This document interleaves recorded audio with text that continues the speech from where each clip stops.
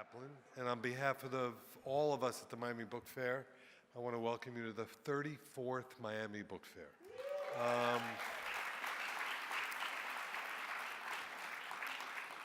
And this has become one of the most exciting evenings for me at the book fair. I also want to thank everybody here who's worked hard. I don't know how many of you wandered the street fair today, but the amount of volunteer effort that's put into this, as well as our staff, is just remarkable. And all of it is led by Dr. Eduardo Padron, the president of Miami-Dade College, and what they do for this community is just miraculous. So I'd like to give Miami-Dade College a lot of kudos for sustaining this book fair for so many years. We also couldn't do this without all of you and without all of our sponsors. And we're very, very proud to have as a major sponsor WLRN, our public radio station here. They do great work, don't they? They're very proud to sponsor the Miami Book Fair's Evenings With series, and they're honored to have served the South Florida community for nearly 6 decades. And while other media organizations have kind of shrunk, they've expanded. I was just up to their offices recently, and they're putting together a newsroom and all kinds of remarkable things, and they've been hiring people like environmental reporters and that sort of thing too. So public radio is really important, and they are really important, and they have to survive through donations. So if you're not a member of WLRN, please become one. And I'm sure that they would appreciate it. The other thing, we've added a new wrinkle this year with the book fair, and that is that we have a prize that we're giving for the best first novella that was written by somebody. And this has been underwritten by 2 people who are remarkable supporters of the fair, Charles and Clydette de Groot. And they've been doing this prize for a number of years, and they've moved it to the Miami Book Fair, and we just can't be more pleased to be the home of this. And I'd like to bring them up so they can explain a little bit about the prize and announce the winner tonight as well. Thank you.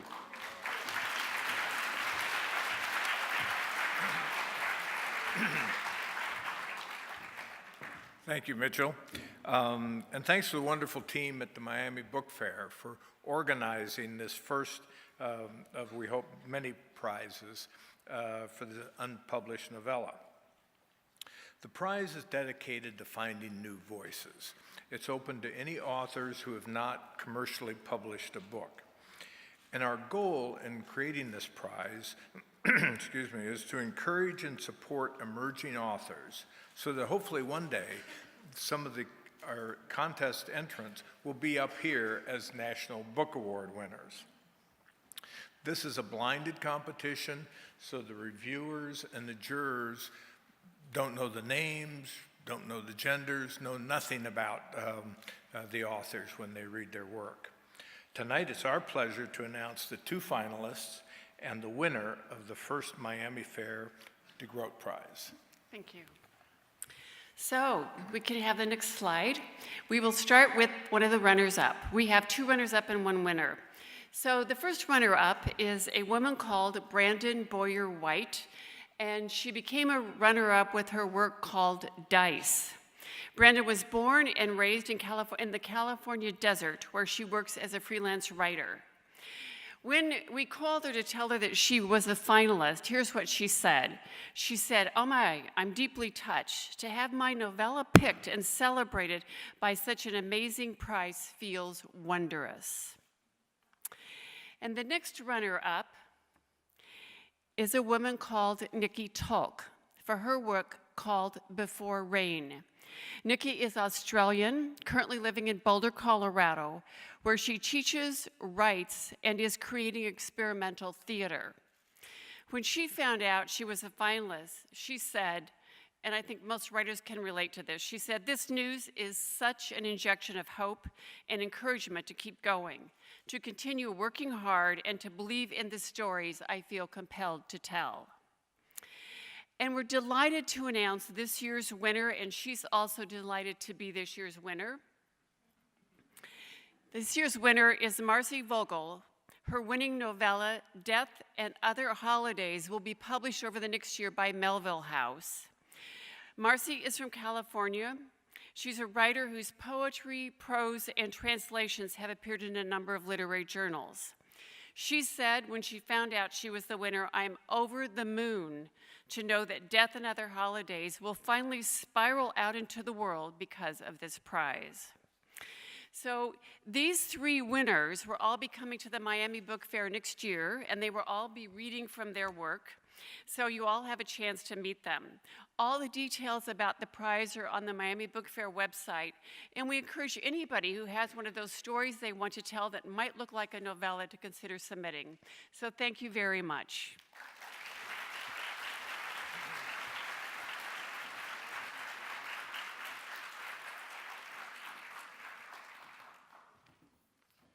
Thank you. Another sponsor who's been a sponsor almost from the beginning of the book fair has been the Knight Foundation. And to introduce the program tonight and to introduce Lisa from the National Book Foundation, it's my pleasure to bring up Andrew Sherry. Andrew is the Vice President of Communications for the Knight Foundation. He joined the foundation in 2012. He's both he's a former foreign correspondent as well as an online publisher, and also quite an entrepreneur. So please welcome to the podium Andrew Sherry. Thank you.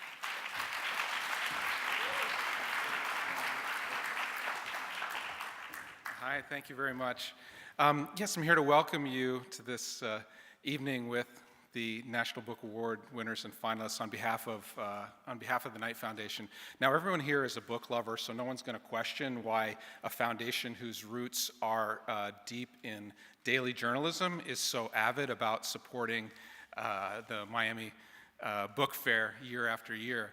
But actually, for us, it's both strategic and it's a privilege, because our mission is to support informed and engaged communities, which is what we believe is necessary for a healthy democracy. And supporting journalism is a big part of that, but the arts and literature really pick up where journalism leaves off. Not only to inform us about the things that we need to make the decisions to shape our lives, but actually to go beyond that.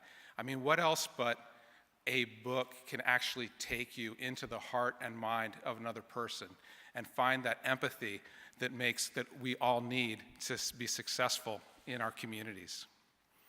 So my other privilege tonight is to introduce the host for the evening, Lisa Lucas, who's the Executive Director of the National Book Foundation. And her background is in theater, film, and literature. She was the publisher of Guernica, which is an online magazine that focuses on the nexus of arts and politics with an international and diverse focus. So she's the perfect person to introduce the panel of diverse and wonderful writers that we're privileged to spend the evening with tonight. Lisa, thank you.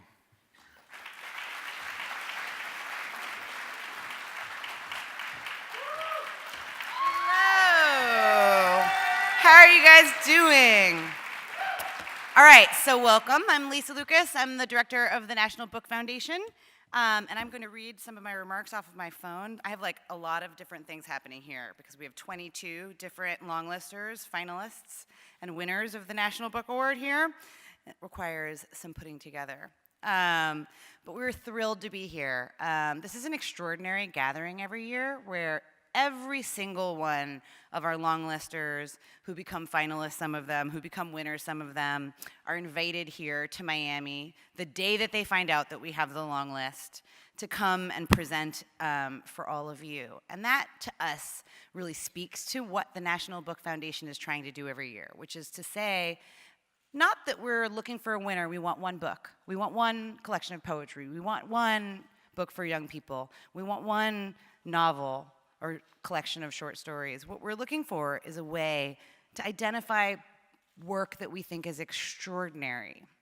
And we'd be misleading you if we tried to tell you that we only think that our winners are extraordinary. Because in fact, the day that we announce our long list is the day that our family widens. And we're so proud of every single one of these books. This year, I'm still making my way through all 40 of the titles, if I'm being very honest. I've learned so much about myself, and I've learned so much about the world, and I've learned so much about my own taste in literature from reading these 40 titles. And I'm so excited that every year we get to go out into the world and share these books and try to encourage other people to widen their own lives in the way that mine has been and that the staff of the National Book Foundations has been. So I'd like to start by taking a moment to thank the Miami Book Fair team. Mitchell Kaplan, Lizette Mendez, and Nicole Swift for putting together not only this program, but also this incredible fair. This is insane. You walk outside and there were children everywhere today, and it takes so much effort to put something like this together. I feel fairly sleepy after putting together the National Book Awards on Wednesday, and I can't imagine what it takes to put something like this together, just the permits alone. And I'm not saying that just because it's freezing cold in New York City and it's lovely here and I see lots of pools everywhere. We're thrilled to be here. I'd also like to tell you a little bit. Many of you know the awards. You don't necessarily know the National Book Foundation. Our job is to not only produce the National Book Awards, but to try to connect the reader and the book at all times. So whether that's an after-school, middle school program that we do called Book Up, or the Book Rich Environments Initiative, which brought 270,000 books to different public housing authorities around the country, or 5 Under 35, where we identify young people who are writing incredible fiction that we think is going to be important to us for years to come, and to support their work. We're always trying to do that work, and it's important to know that we're doing this year-round. So, now before we begin, tonight I always say, I'm going to Miami and I'm going to go do this big event, and it's going to be like as many of the long listers as we can get to Miami, and I'm going to interview all of them on the stage at one time, and people are like, excuse me? And they're all going to read from their work, and people are like, come again? So it's sort of like a dare, but all of our beautiful writers have pledged not to read over their time. And I pledge to them to ask them a non-dumb question about their work. So tonight we're going to go in reverse alphabetical order, which I decided at the last minute, which means that I have a list, and then I have a list of questions that I'm going to sort through every time somebody new comes up and try to find their number. So we'll see how this works. Everyone is going to read for 3 minutes, and then I'm going to ask one question, specially tailored about their book or their work or their focus area.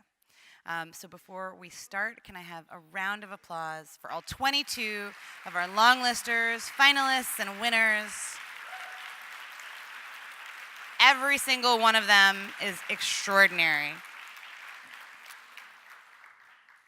And if I butcher anyone's name, I will wear a hair shirt. Up first is Carol Zareff, long lister in fiction for Barren Island. So you're going to come up to this podium. There's no stairway, so you're going to come this way. That's why reverse alphabetical is so much fun.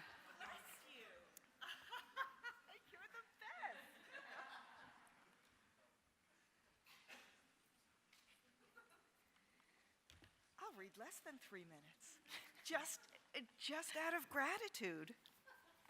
I'm going to read the opening of Barren Island, the opening pages. Ask about the smell. That is what everyone asks, no matter who or why or where they might be.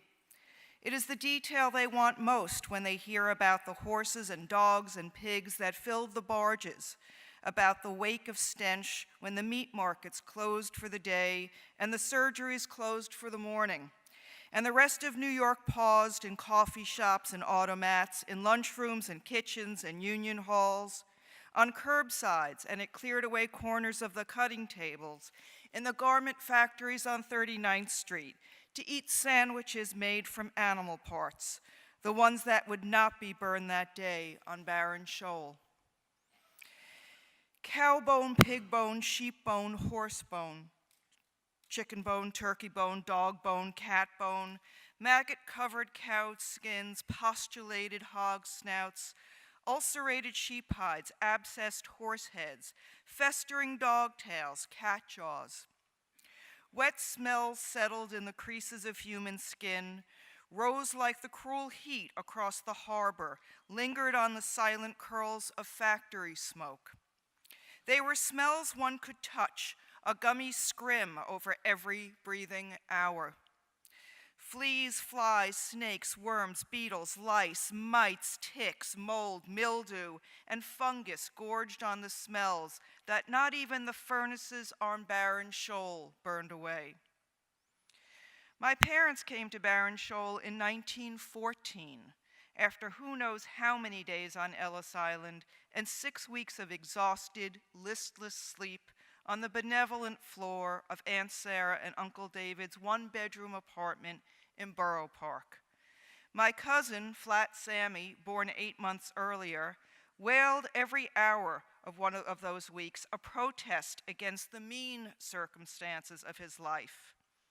Sarah, my father's sister and only living relative, had been kicked in the stomach by a coal cart horse gone crazy 3 weeks before her delivery date. She was carried upstairs just in time for Sammy to arrive through a confusion of spasms, his soft fetal head irreparably misshapen. The horse, still hitched to the coal cart and having spasms of its own, dropped dead on the cobblestone, saliva rolling from its jaw like the blistering scum on a pot of boiling soup. The coal horse, like every dead horse in New York City, was carried that night by barge to either Barren Island or Barren Shoal, where it was butchered and boiled down for glue and grease. Flat Sammy, that is what we called him on account of the horse-shaped dent on the back of his head, Flat Sammy did not die. Flat Sammy survived for no reason except that most of us die in pieces, even the horse that kicked Aunt Sarah. Thank you. All right. Your protagonist, Marta Eisenstein Lane, is 80. Why did you decide to tell the story from her point of view? Because she is the person who has the arc of history. And what I'm interested in is the arc of history and the place that the individual takes or plays in the political world. And she has that long stretch, and she's smart. Well, we love her. Thank you. Carol Zaref, Barren Island. I'm going to move because it makes more sense to be over here. Just innovating, right in the middle. Next, I'd like to call up E.B. Zaboy, finalist for Young People's Literature for American Street.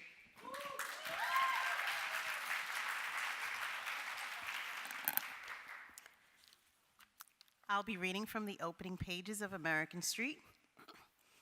1. If only I could break the glass separating me and Mama with my thoughts alone. On one side of the glass doors are the long lines of people with their photos and papers that prove that they belong here in America, that they are allowed to taste a bit of this free air. On the other side is me, pressing my forehead against a thick see-through wall. My shoulder hurts from the weight of the carry-on bag. I refuse to put it down for fear that they will take it away too. Mama, I whisper to the glass, hoping that my voice will ease through, fly above all those people's heads, travel on a plane back to New York, and reach her. We had been holding hands for courage when we arrived at customs in Kennedy Airport.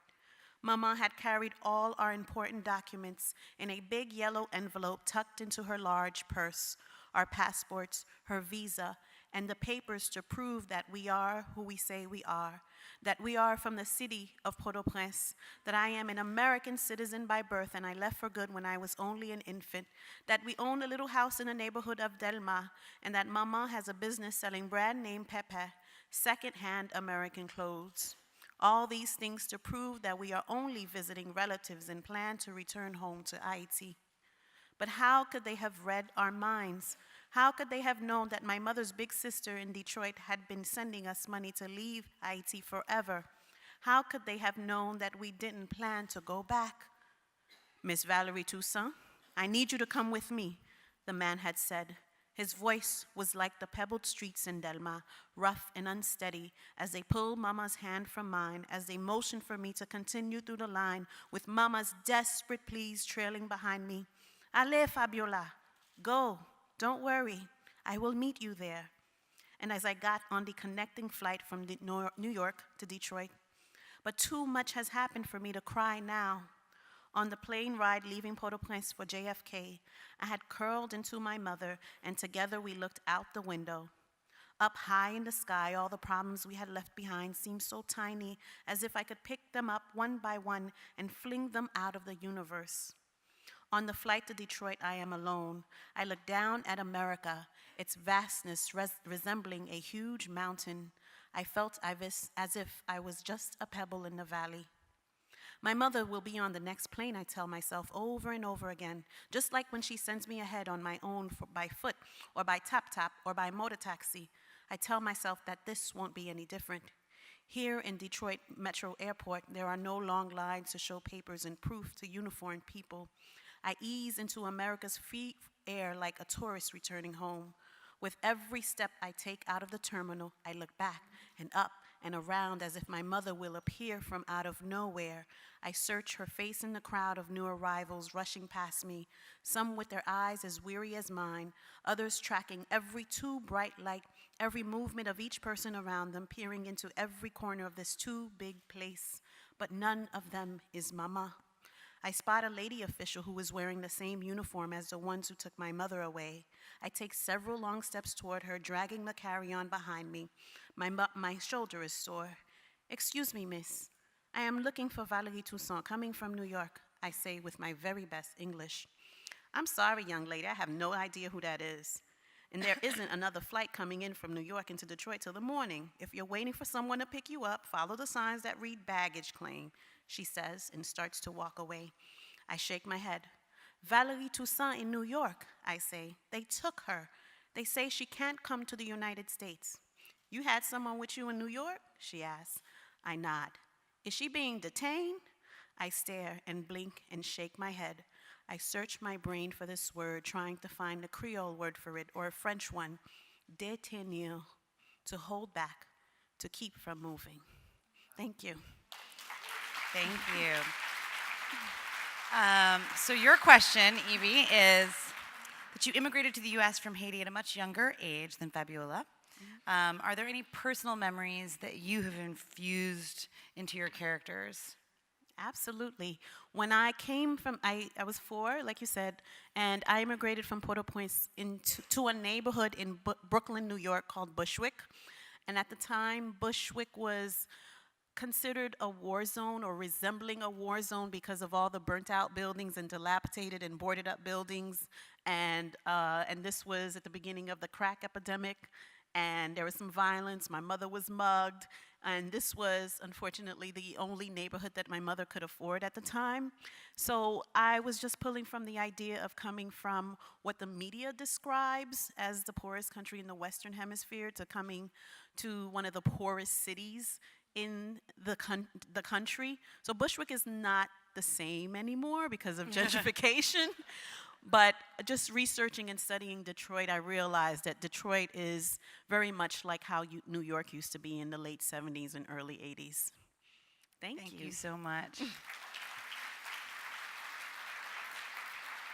Next up is Kevin Young, who was longlisted for nonfiction for Bunk, The Rise of Hoaxes, Humbug, Plagiarists, Phonies, Postfacts, and Fake News. He has also won the National Book Award for longest title.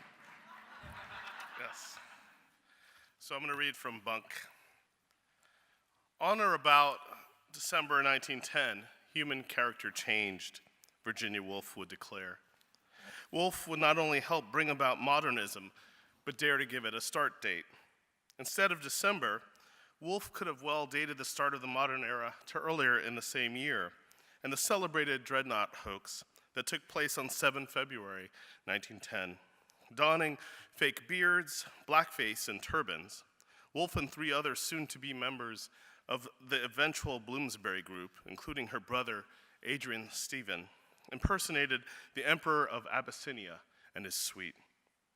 Managing to board the famed British battleship Dreadnought, the group had 2 members who pretended to be their guides.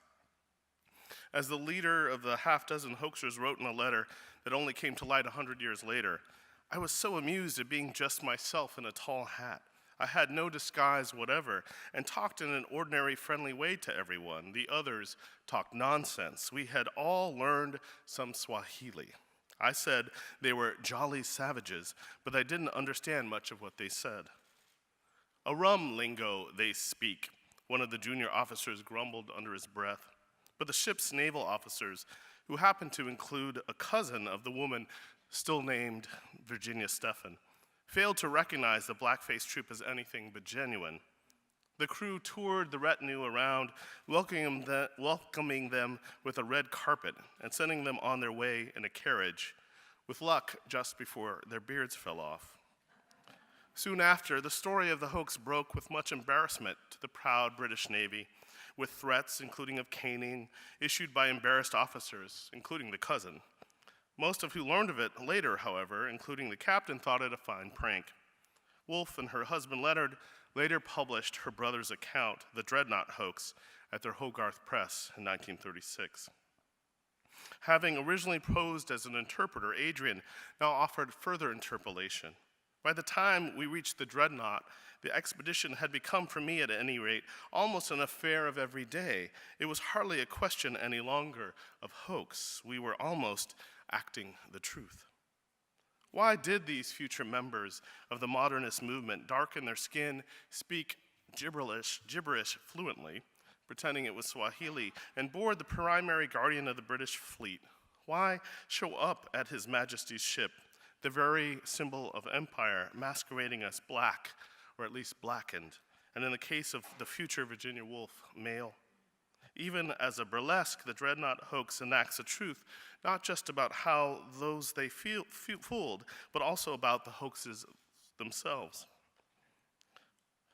By the time of the Dreadnought escapade, blackface was regularly used in the US by ethnic white immigrants who once would have been labeled less than white, as a way of becoming quintessentially American. Like those blackface minstrels before them, the hoaxer and the hoax's embrace of blackface meant they could become something not just new, but foreign, not just foreign, but American, not just American, but literally black. This view may best be called exoticist, a way of both wanting the foreign and finding it wanting. The exoticist often insists she's actually native, even if it means playing at it. The exoticist not only takes in what Edward Said terms Orientalism, but also connects these ideas across other formalized kinds of exoticism, from blackface to redface. All are tied to desire. Exoticists rely on race mainly in opposition, playing foreign in order to contend or content themselves that they belong. Nothing can be more American than wearing blackface or red skin. Nothing more British than donning a dark beard and turban. While not always white, the exoticist is always at home. Thanks.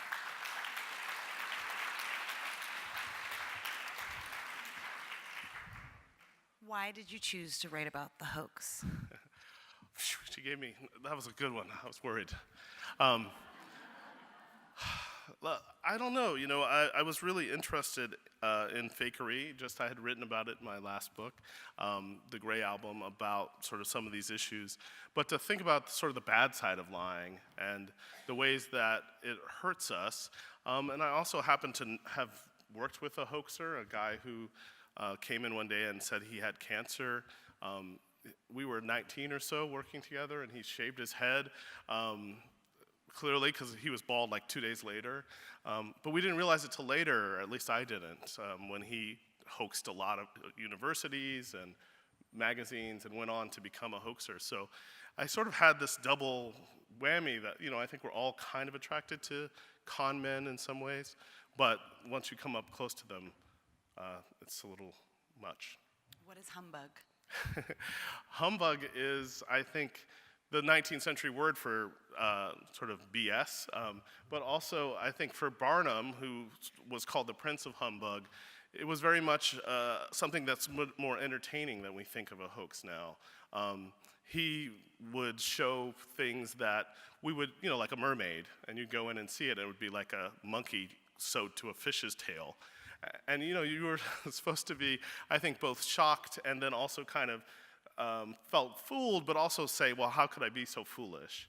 And I think Barnum played with that so wonderfully, though also disturbingly, which I trace in the book, and go from Barnum to the present and think about the ways race impacts the hoax too. Thank you. I just Thanks, wanted Lisa. to say humbug. I'm glad. Thanks for going reverse alphabetical. With apologies to Elliot. Next up, we have Meidervang, longlisted for poetry for Afterland.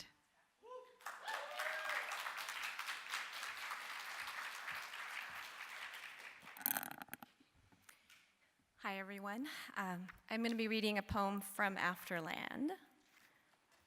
And this is a poem for my parents, who are Hmong refugees from Laos and left behind their homeland just after the Vietnam War and were resettled here in the United States.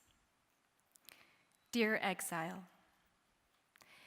never step back, never a last scent of plumeria.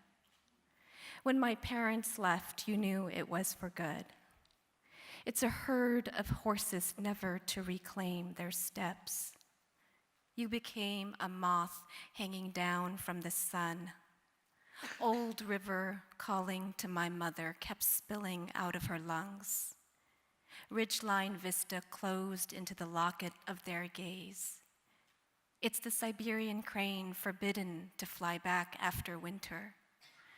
You marbled my father's face, floated him as stone over the sea, further every minute emptying his child years to the land. You crawled back in your bomb. It's when the banyan must leave, relearn to cathedral its roots. Thank you. Okay. Near the end of Afterland, the afterlife is explored almost as deeply as the loss of homeland. What are the similarities for you in writing about physical displacement and physical death? Yeah, well, I sort of was thinking about how, for Hmong people who have been sort of this eternally exiled people without a land, have been sort of landless for centuries.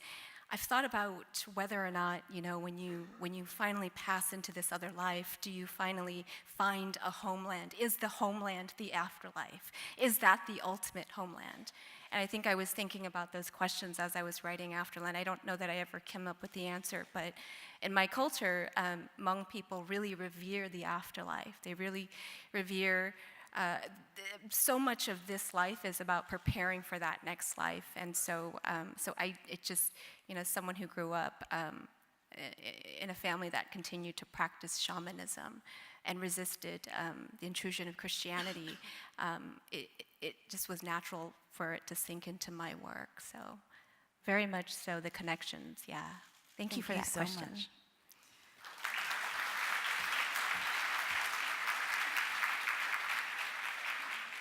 Next, we have Dinesh Smith, finalist in poetry for Don't Call Us Dead. Unfortunately, he has taken off his beach clothes, which he was wearing on the way here, and you would have all been delighted, as I was, by that outfit. He is, though, wearing his medal. Thank you. Y'all don't deserve me in my beach clothes. Cool. Hi, my name is Dinesh Smith. This is a weird ask, but if anybody has like contact re-wedding drops, meet me on the side of the stage after this reading. Thank you. Y'all know what it's like when your contact's messing up. It's the worst. You can't concentrate. All right. So I'm gonna read from the first from the first poem in Don't Call Us Dead. I'll read the first couple sections. It's called Summer Somewhere. It attempts to imagine a afterlife that is exclusive to black men who have been murdered by the police or by the functions of whiteness in some way. Summer Somewhere. Somewhere, a sun. Below, boys brown as rye play the dozens and ball, jump in the air and stay there. Boys become new moons, gum dark on all sides, beg bruised blue water to fly, at least tide, at least spit back a father or two. I won't get started. History is what it is. It knows what it did. Bad dog, bad blood, bad day to be a boy, color of a July well spent. But here, not heaven, not earth. Boys can't recall their white shirt turned a ruby gown. Here, there is no language for officer or law, no color to call white. If snow fell, it fall black. Please, don't call us dead, call us alive, someplace better. We say our own names when we pray. We go out for sweets and come back. This is how we are born. Come morning after we cipher, feast, hoop, we dig a new one from the ground, take him out his tree box, shake the worms from his braids. And sometimes they'll sing a trap god hymn, what a first breath. And sometimes it's their eyes who lead, scanning the room for bone flesh men in blue. We say, congrats, you're a boy. Again, we give him a do-rag, a bowl, a second chance. We send him off to wander for a day or ever. Let him pick out his new name. That boy was Trayvon, now calls himself Rain King. That man Sean named himself I do. Oh, the imagination of a new reborn boy. But most of us just settle on alive. Last one. Sometimes a boy is born right out the sky, dropped from a bridge between starshine and clay. One boy was showed up, pulled behind a truck, a parade for himself in his red gown. Years ago, we plucked brothers from branches, unpeeled their naps from bark. Sometimes a boy walks into his room, then walks into his new world, still clutching those wicked metals. Some boys wade through their own blood to hear. Does it matter how he got here if we're all here to dance? Grab a boy, spin him around. If he asks for a kiss, kiss him. If he asks where he is, say gone. Thank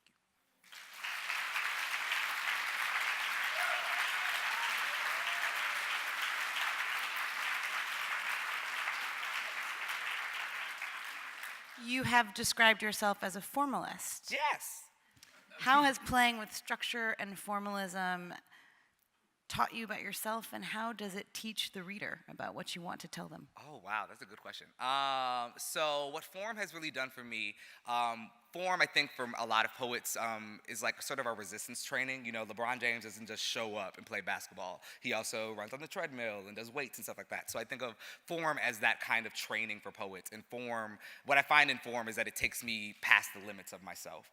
So there were a lot of poems in the book, Don't Call Us Dead, that started off as free verse poems that maybe weren't exactly like hitting exactly how I wanted them to hit, but when I reimagine them as a sonnet or reimagine them as villanelles or some other form that I might be playing around with, or an invented form, that's when form sort of took me past my own understanding, and because I was operating under the constraints of what the form demanded, I found new stuff. There are a lot of things I said about myself in this book that I wouldn't have known about myself unless I had already dedicated myself to like writing a whole bunch of crowns of sonnets. So yeah, thankful for form. It like really pushes you past where you know you can go. Yeah, thank you. Thank you. Appreciate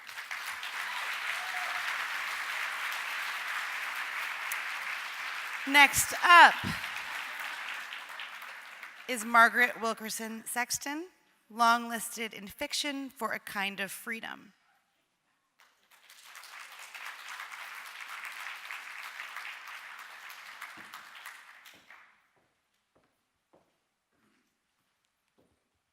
Hi, I'm going to read from the opening pages of A Kind of Freedom. Evelyn, Winter 1944. Later, Evelyn would look back and remember that she wasn't the one who noticed Renard first. No, it was her sister Ruby who caught the too short right hem of his suit pants in her side view. Ruby was thicker than Evelyn, not fat by a long shot, but thick in a way that prevented her from ever feeling comfortable eating. Her favorite food was red beans and rice, and Monday was hard on her. Their mother would boil a big pot and feel relieved. 2 pounds plenty to feed the family for at least 3 days. But Ruby felt taunted by the surplus. She'd cut in and out of the kitchen the beginning of the week, sneaking deep bowls of rice and applying as little gravy as she could to maintain the flavor but not alert her family to her excess. Then on Thursday, she'd examine the consequences. It would start in the morning on the way into school. Ruby attended vocational school, and Evelyn attended Dillard University, but their campuses were only a few blocks apart, and they walked the majority of the way together. "My thighs are touching," Ruby would say, as if they just started touching the minute before. "You can't see it, though," Evelyn would assure her, her own legs so far apart another leg could fit between them. "Who are you fooling with? You can't see it. Anybody with eyes could see it. You don't even need to have eyes, you just need ears, and you could hear my thighs swishing together." "You can't hear anything so soft," Evelyn would go on, and she'd spend the rest of the day wading through the topic. Just when she'd think she got to flat land, Ruby would pull her back into the murk with a question about her behind. Matters would improve a little on Friday, but Ruby would maintain an edge around her even then, and everyone near her felt the prick. Today was a Friday. "His pants legs are uneven," Ruby said, about the new boy standing on North Claiborne and Esplanade, wearing a brown wool suit, a gray V-neck sweater beneath the jacket. He stood next to Andrew, whom all the girls fawned over at the debutante ball last season. Evelyn's own escort had been second in charm. He had even silenced her nerves by pointing out his friends' waltzing mishaps. But despite her mother's urgings, she hadn't accepted his visit. And a week later, when his interest subsided, she couldn't help but sigh. She looked up now, exhaled the smoke of the cigarette dangling from her fingers. It was still early February, and the winter air hadn't lost its chill. Still, all the 7th Ward girls congregated after school outside Dufon's Oyster Shop, the best Negro-owned restaurant in the city, and smoked.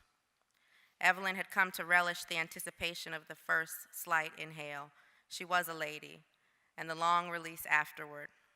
She would never have referred to herself as an anxious person. Ruby had claimed that role in the family, but any nerves that jingled inside her settled at just the thought of a drag. She blew the smoke out of the side of her mouth so as not to hit her sister, and smiled at the thought of the uneven hem. Thank you.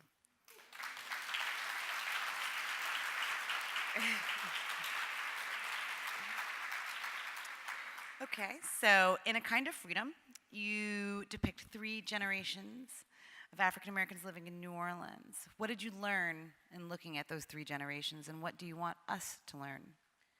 Okay, that's a great question. Well, I knew that there seemed to be a pocket of the Black community that I noticed this in my own family, and then I saw that it extended to other pockets of Black people as well, where former generations seem to have more opportunities to education, economic advantages, et cetera, than generations that came after them. And so I wanted to know, the book was a way for me to examine why that happened. I mean, for instance, it's just a personal anecdote. My grandfather went to college, which was more unusual in his time period because of what we know about history, but many of the members of my own generation haven't had access to those same opportunities, and that's not just my own family. There is a disproportionate tendency in the Black community for that kind of, for the situation to evolve in that way. That's unlike other demographics, and I wanted to look at why. And so I learned that a lot of it had to do, I had the first section, I knew about Jim Crow, and I knew about what I'm seeing today in terms of mass incarceration, but I wanted to look at what happened in between that bridged those two periods of time. And I learned that the war on drugs and the mishandling of the war on drugs was responsible for a lot of the issues we're seeing today. Thank you. Thank you.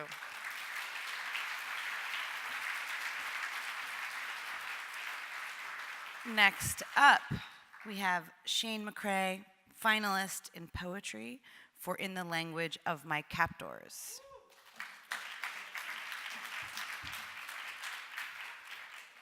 That's like my didn't fall. nightmare, but I you did didn't it fall. very nicely. All right, so I'm going to read two poems. This first one is from In the Language of My Captor, but then I'm going to do something new, which feels against the rules, but anyway. This is called Banjo Yes Plucks an Apple from a Tree in a Park, and it is for Tamir Rice. And Banjo Yes, I should let you know, he's an imaginary actor, imaginary black actor in early Hollywood. I hold an apple in my hand on set. It is or ain't.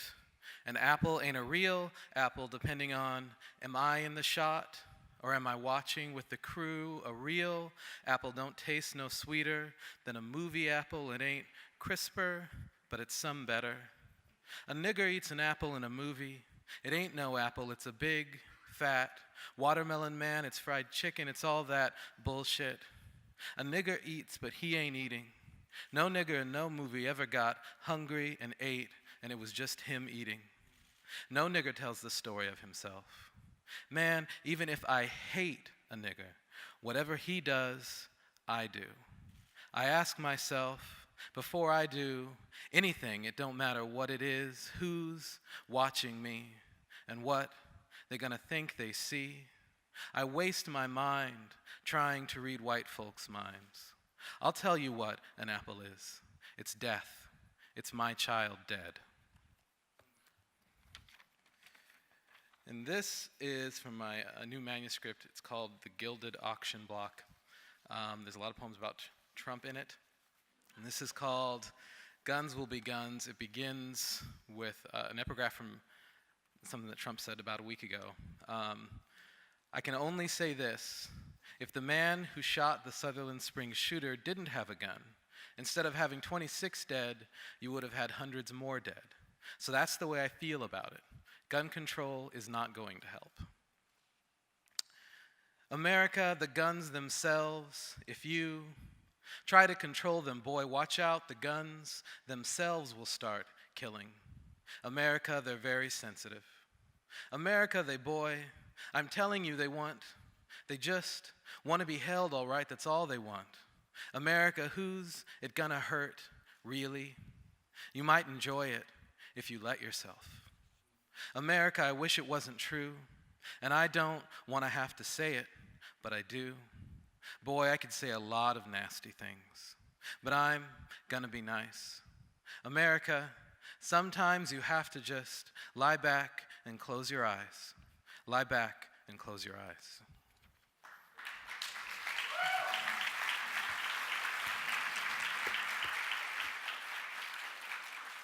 Okay, so the face of God and the presence of whiteness loom dangerously over the narrator and the reader in your collection. Why? Why?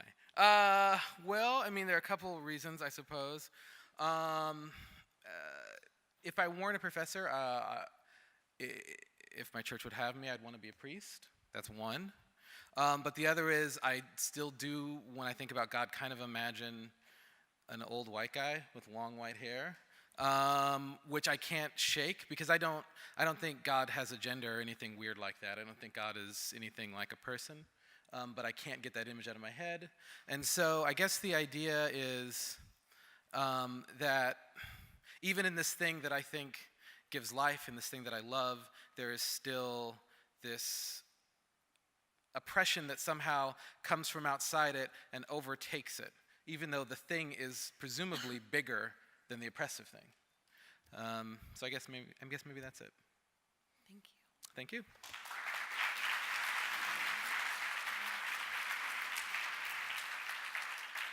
Next up is Nancy McLean, finalist in nonfiction for Democracy in Chains. I'm going to say the subtitle, but I have to look at a picture because it's not written here. The Deep History of the Radical Right's Stealth Plan for America.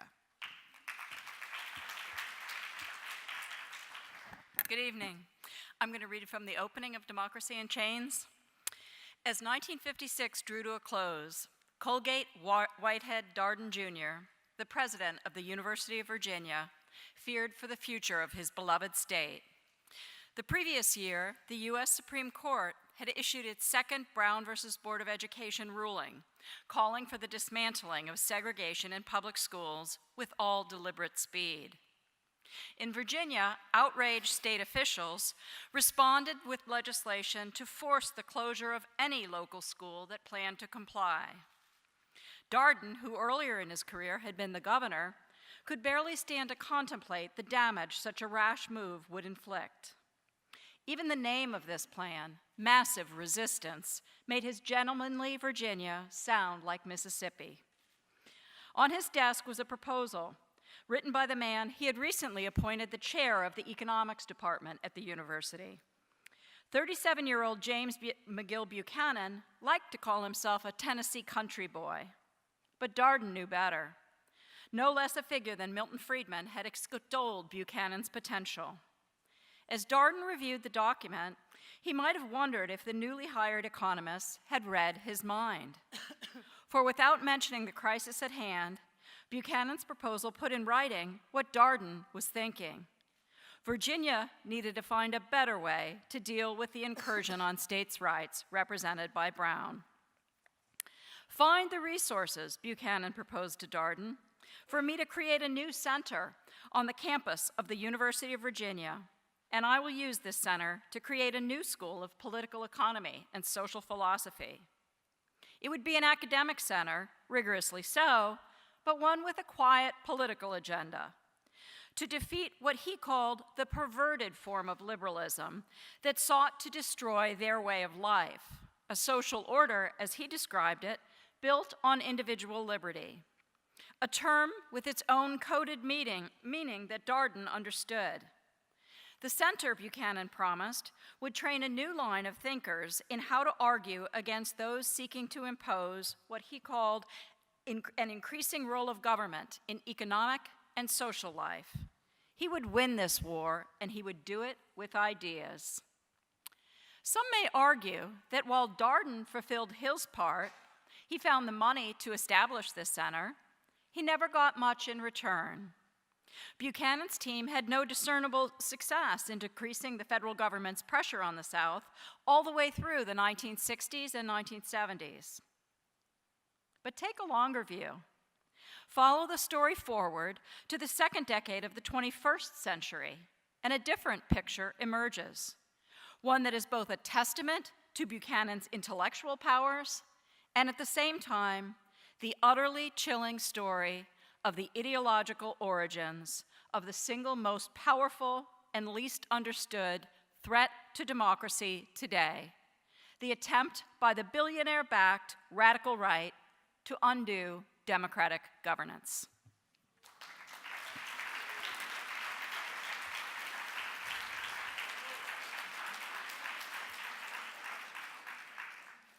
After writing this book, in your opinion, how might we unchain democracy?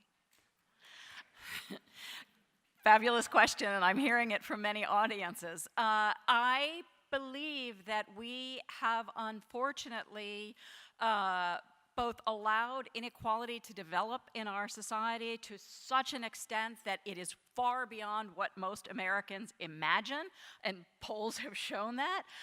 And that has created this, allowed the creation of this group, this small group who is so hostile to our institutions and frankly in some ways to the rest of us, that they want to radically change our society.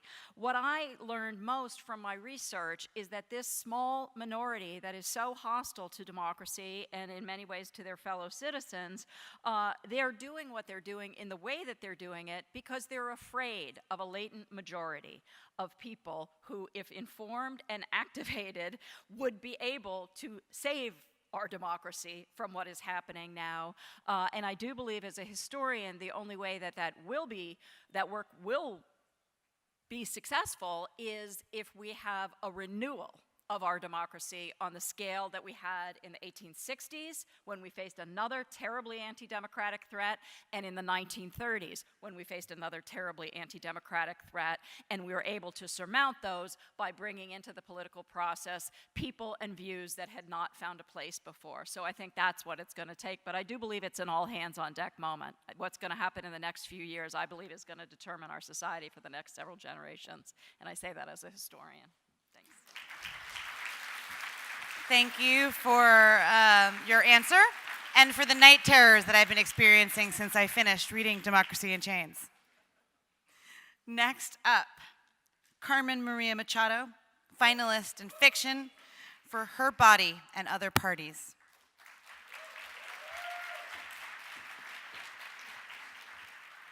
Hello. Oh, hello.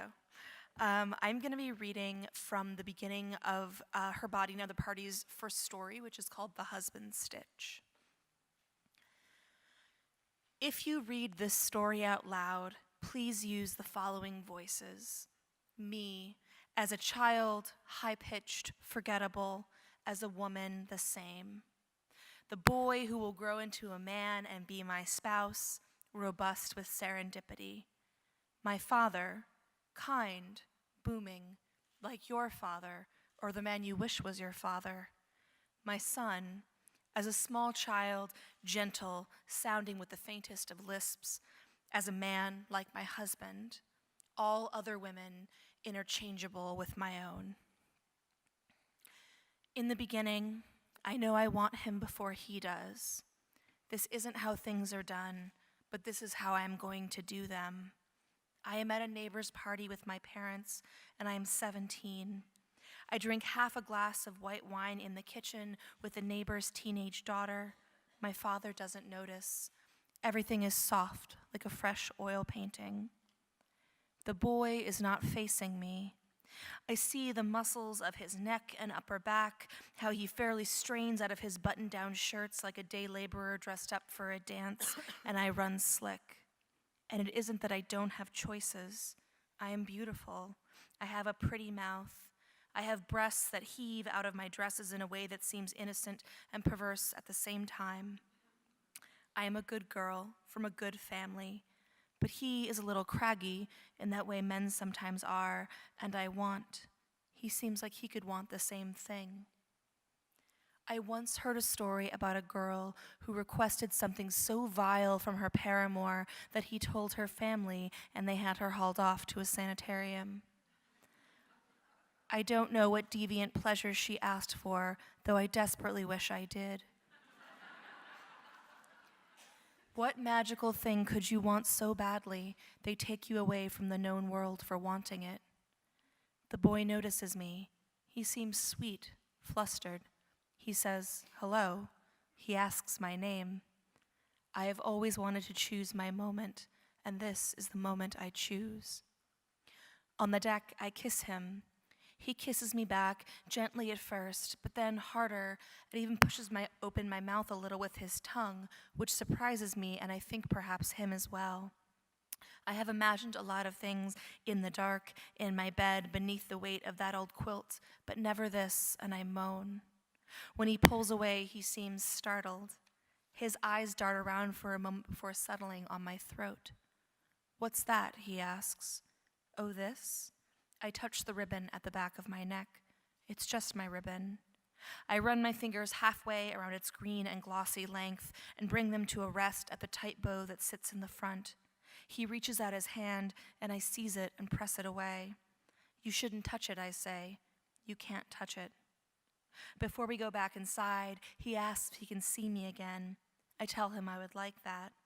That night before sleep, I imagine him again, his tongue pushing open my mouth, and my fingers slide over myself, and I imagine him there, all muscle and desire to please, and I know that we are going to marry. Thank you.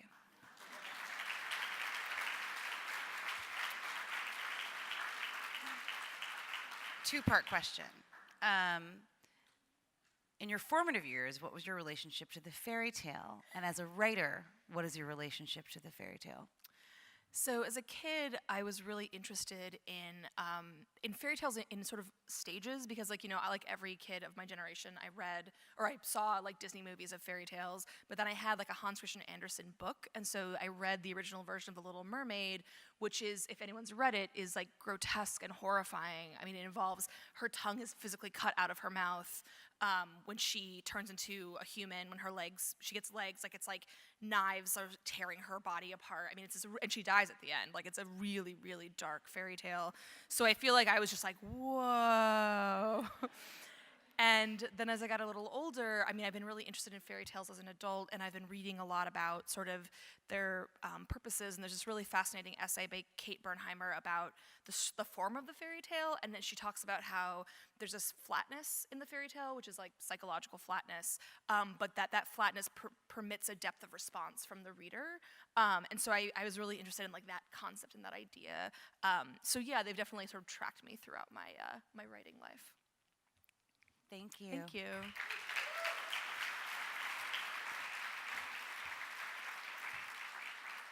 Next up, we have Samantha Mabry, who is longlisted in young people's literature for All the Wind in the World. You'll note that some of the titles for the young people's literature are swapped around, so I'm saying them correctly, hopefully.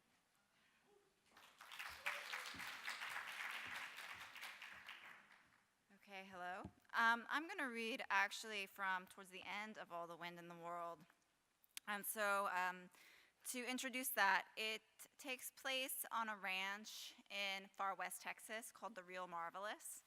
And ranch life is difficult, and there have been a series of strange and terrible things that have happened and sort of escalating, culminating with a bee swarm. And so the workers are looking for someone to blame, and they have focused that blame on the landowner's youngest daughter, a little girl named Belle. It was no accident. The bees, they're coming. My son falling. The woman takes a swig from a flask and then glares into the glowing coals of the old fire. You spend more time with that girl than the rest of us. You know what she can do. It should come across as completely random, the association of Belle, that girl, with the deterioration of camp and the arrival of the bees, but in that drunken moment, it doesn't. It makes sense. What do you know, I ask. There are no accidents here, the woman repeats. Years ago, that girl was angry with her mother, something childish about not being given a horse of her own. The mother rode out, ignoring the fit her daughter was throwing, and almost instantly, a clear day turned dark. Out in the distance, a wall of dust crashed down from the sky. We all watched from the fields as the woman's body was carried up, spinning. The old woman lifts her hand and twirls her index finger. At first, the wind was so strong it ripped off bits of cloth from her dress, but then, all of a sudden, it stopped. The dust cloud disappeared. The woman hung there for a moment, suspended, her mouth open in shock. Then she fell. For 3 days after, pieces of her torn dress were carried on the wind, drifting across the maguey. The woman is not trying to convince me that her story is real. She is not gripping my hands in hers and pleading with her voice and her eyes. They all watched Belle's mother get swept up into the sky, just like that. Simple. Belle and Belle's petty anger caused a freak windstorm. Not even a week ago, I would have scoffed at this woman and what I would have thought was her inability to grasp reality and responsibility. But tonight, the stars in the night sky are overwhelming in their number and in their random pattern. Some are glowing, some are dim. Some are clustered, and others seem to stand apart. Someone has to be the first to point out how they connect. Constellations aren't obvious until the moment they are. Then you wonder how you hadn't been able to see them before when the pictures are all so clearly there, telling a story. Belle was angry. Belle brought the wind that killed her mother. Belle was worried about her sister. Belle ruined the cornmeal. Belle made that mastiff attack Rosa. She brought the bees. Is this logic?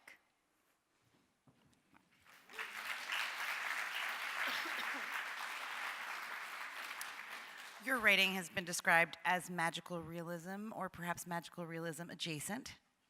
How challenging is it to write in that mode for young people? Or is it not at all? And if it isn't, why is it important to? I think that young people understand it. Although one time I was trying to explain what magical realism is, which I'm still not very good at. But I was saying, well, it's you have real life and sort of magical elements creep into it, and a young girl goes, so like Hogwarts. And I was like, no, not like Hogwarts, not that, you know.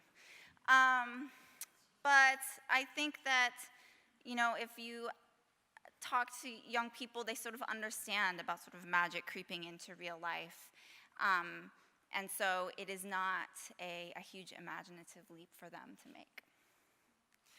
You also write a lot about loneliness. Loneliness? Mm-hmm. Okay. It feels like it. We interpreted. Well, perhaps you don't. No, okay. What would you say that some of the major themes in your writing are? Pivot. Loneliness. What I was trying to kind of do, I write for young people, young women who are like me, or who like I was as a young person, which was solitary. I think solitary. Solitary. Lonely. No, lonely was the wrong word. We're Yes. walking back from the loneliness. Solitary and kind of and angry and mad. And I liked, before I started wanting to be a writer, I wanted to be a musician. I played the bass. I wanted to be in a rock band. And so I saw women musicians who were strange and could be sort of angry and mad, and that was acceptable. And I don't think that we do enough of letting young women be angry and lonely and acceptable, and that be acceptable. And we try to have stories that tell them how to like make it better. And I'm not really wanting that. I just want them to know that it's okay to be lonely and angry sometimes. Thank you.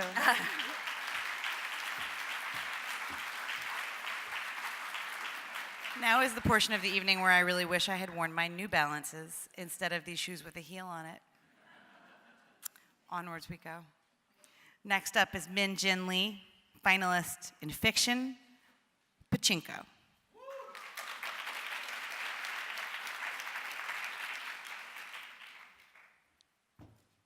we get you a chair? I'm good. For literature, anything. Good evening. It's March 1933. We are at a ferry terminal in the southern tip of Korea, 1933.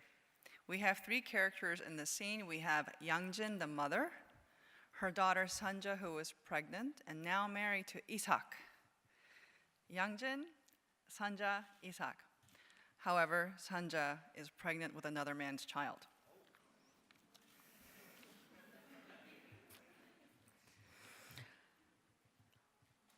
I saw the gold watch in your things, Youngjin said. Was it from that man? Yes. What kind of man can afford something like that? Sanja didn't reply. Where is the man who gave you that watch? He lives in Osaka. But that's where you're going. Are you planning to see him? No. You cannot see that man, Sanja. He abandoned you. He's not good. Youngjin took her daughter's hand. You cannot see him. That man, Youngjin pointed to Isak. That man saved your life. He saved your child. You're now a member of his family. I've no right to see you anymore. Do you know what that's like for a mother? Soon you'll be a mother, and I hope you'll have a son who won't have to leave you when he marries. And Sanja nodded. The watch, what will you do with it? I'll sell it when I get to Osaka. And Youngjin was satisfied with that answer. Save it for an emergency. If your husband asks where you got it, tell him that I gave it to you. And Youngjin fumbled with a purse tucked beneath her blouse. This belonged to your father's mother, and Youngjin gave her the 2 gold rings that her mother-in-law had given to her before she died. Try not to sell it unless you have to. You should have something in case you need money. You're a thrifty girl, but raising a child requires money. And there will be things you can't expect, like doctor's visits. And if it's a boy, you'll need fees for school. And your husband, if he doesn't give you money for the household, earn something and put aside savings for emergencies. Spend what you need, but just throw even a few coins into a tin and forget that you have it. A woman should always have something put by. Take good care of your husband, otherwise another woman will. And treat your husband's family with reverence. Obey them. And if you make mistakes, they'll curse our family. Think of your kind father who always did his best for us. And Youngjin tried to think of other things to say, but it was so hard to focus. And Sanja slipped the rings into the fabric bag beneath her blouse, where she kept the watch and the money. Amini, I'm so sorry. I know. And Youngjin closed her mouth, and she stroked Sanja's hair. You're all I have, and now I have nothing. Wait.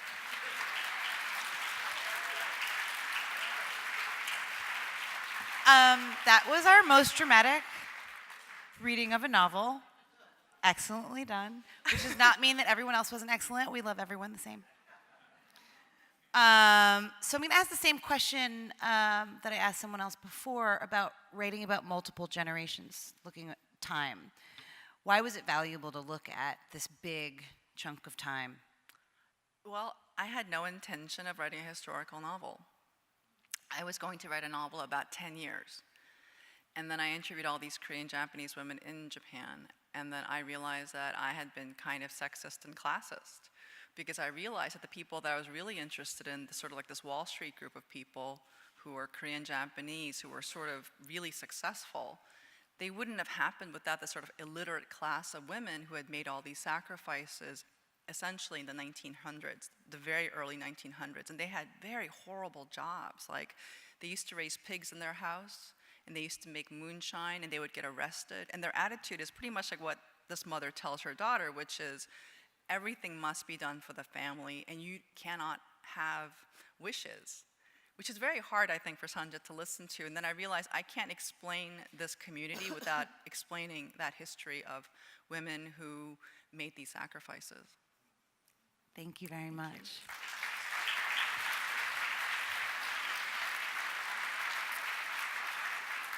Next, we have Lisa Coe, finalist in fiction for The Leavers.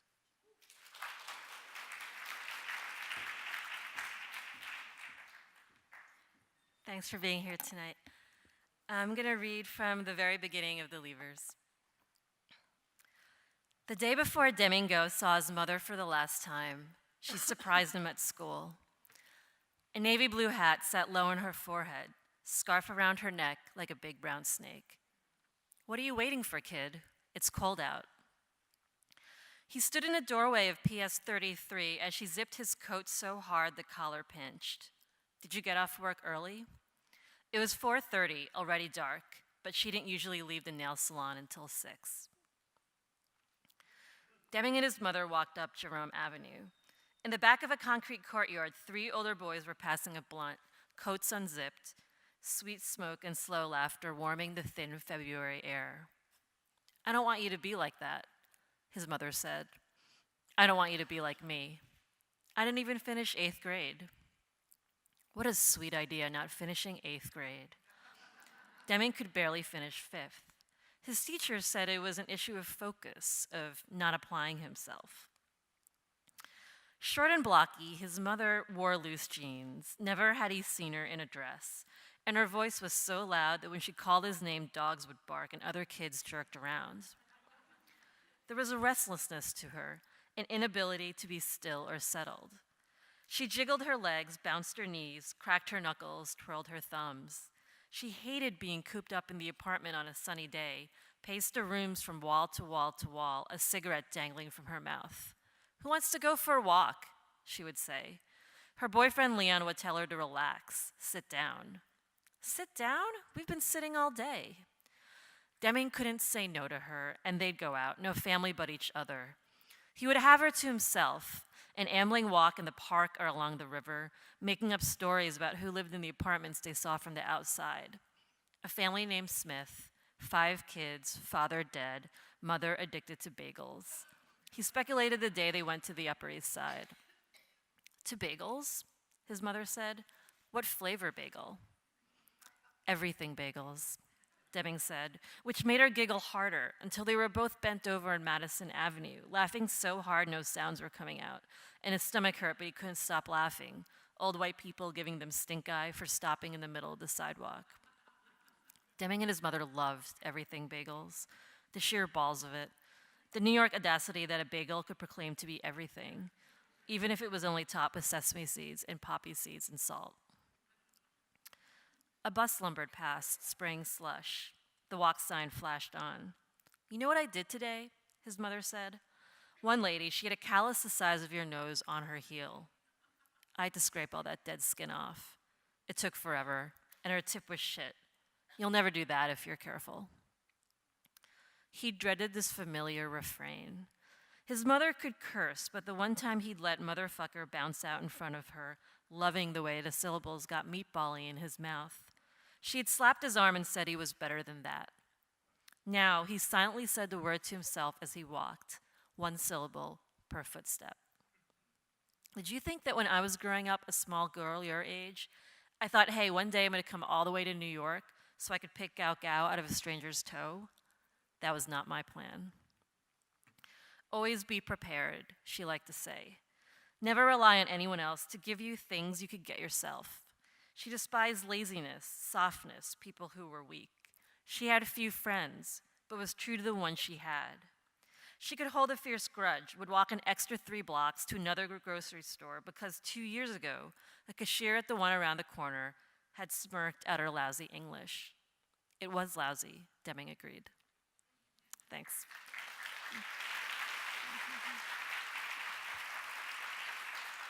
Thank you. If you could prescribe your book to any person or group of people, to whom would you prescribe it and why? Oh, wow. I've had this question asked to me before where people are like, would you give this book to the president? I wasn't fishing for you to say Trump. But it's interesting because he doesn't really read, so I don't know if he would really, I feel like it's a waste of a good copy. but I wrote the book really inspired by real life stories about undocumented immigrant families who'd been torn apart. And I'm very interested in the ways that, policies are not only influenced by culture, but then how they impact individual lives. So I guess the people who have the power to impact those policies would be a good reader for this, just so they could kind of see more clearly how politics plays out in individual lives for people. So people keep calling your book timely. Mm-hmm. And it doesn't seem particularly timely to me, given that It this doesn't, is, or it you does. know, right? Like, so it's sort of as it ever was, ever thus. Right. What are some of the challenges of writing a book about undocumented immigration now, in a moment where it's a hot button issue, and what are some of the benefits? Well, I mean, I started writing it in 2009, so it was timely 8 years ago, and it was inspired by real life stories I've been reading back then.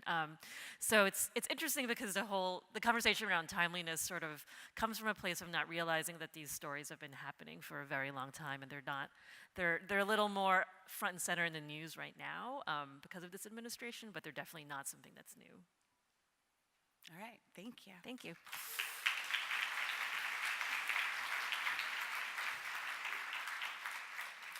Next, we have Marie Howe, longlisted for poetry with the book Magdalene.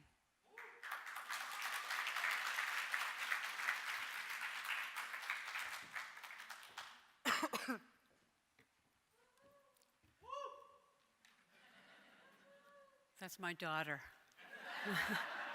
She's back there. Ooh, ooh. Thanks, honey. Thank you. Okay. Thanks, honey. This is a book called Magdalene, and many of the poems are in the voice of Mary Magdalene, our girl. Remember, she was one of the people around Jesus thousands of years ago. But in this book, her voice is contemporary. I think she's probably here tonight. She's You're answering my question. she's a woman. Pardon me? You're answering my question. Oh, I'm just trying to prepare for this poem. It's called On Men, Their Bodies. One penis was very large and thick, so when he put it inside me, I really did say, wow. One penis was uncircumcised, and I loved to grip the shaft and pull down so the head popped out like a little man. One penis was curved, so I had to move in a different way. One penis was so friendly, I was never afraid of it. One penis was so slender, I was startled. One penis was blunt and short like a little pig. One penis couldn't harden until he stuffed it soft inside me. One penis came as soon as I started to move. I'm so sorry, he said. I have a problem, but I didn't care. I loved that boy. One penis pressed against me hard almost every morning, but I got out of bed as if I hadn't heard a single word it had said. One penis was so dear to me, I kissed it and kissed it, even after I knew it had been with someone else. One penis I never saw, but my hand came to know it from the outside of his jeans. One penis loved the inside of my mouth so much it sang, it sputtered. One had a name. One was a mouse. One, he explained to me, had very, very tiny crabs, so we couldn't have sex for a while. One was orthodox and wouldn't touch blood. One had a mole, a hard little dot just under the rim. One penis was extremely patient without making a big deal about it. One penis had a great sense of humor. One penis had herpes, but I didn't know that word yet. One was a battering ram. One was a drunk, staggering, a lout, a bully. One slept inside me, comfortably at home.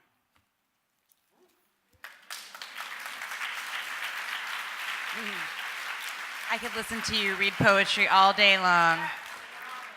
Thank you. Pardon me?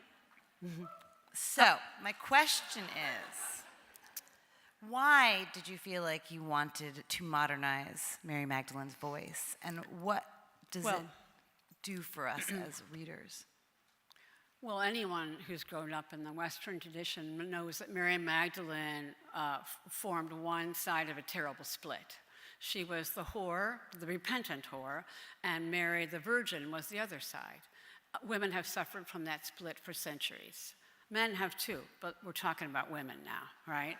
So, you know, I wanted to, she's always been with me since I was a girl. I loved her. I knew that she wasn't what the church fathers had made of her, that she must have been a woman searching for her own subjectivity, for meaning, for some kind of urgent matter, of some way to live. And I think she found it.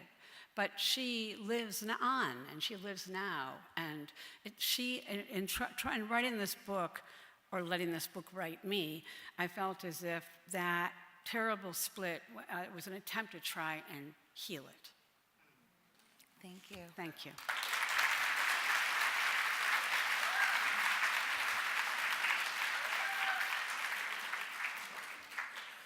Next up, we have Leslie Harrison, finalist in poetry for the Book of Endings.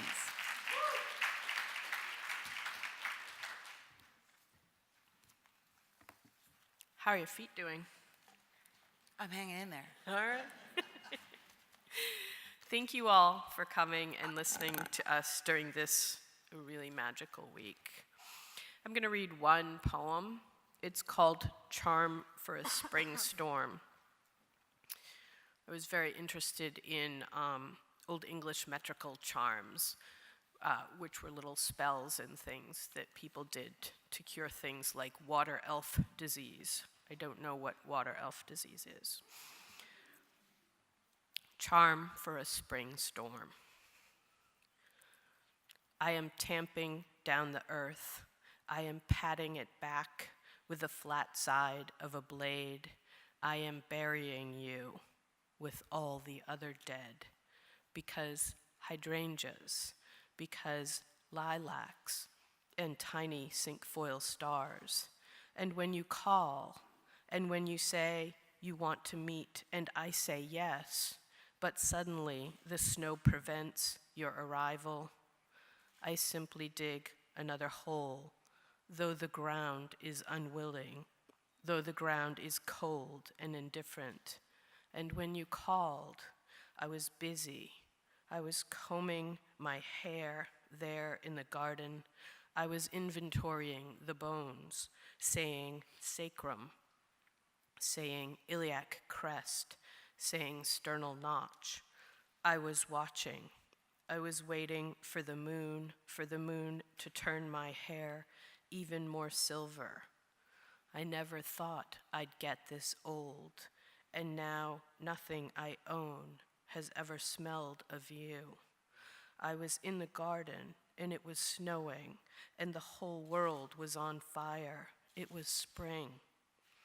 And I was adding stones to my pockets, trying to teach the ground, trying to teach the water that this is how you love. You don't give up. You don't give back. You take the bones, hold them tight. You cut a way in, weigh the body down, weigh down the body. With a body, you fold the garden in around you like a blanket, like a prayer. You come over here. You stay.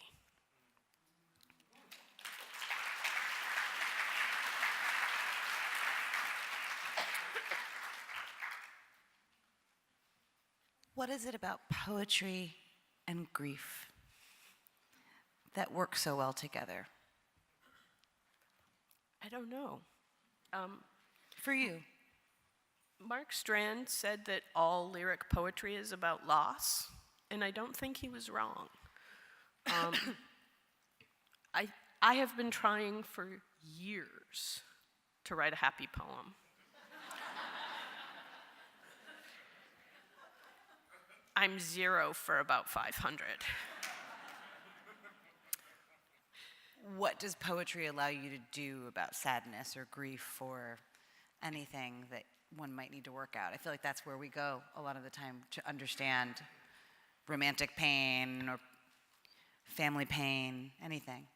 I think that poetry's sort of innate beauty, the sounds that it makes, allow for consolation in some of our worst moments when we can say, this is a terrible thing, but I can make it a little bit more beautiful with language. Thank you.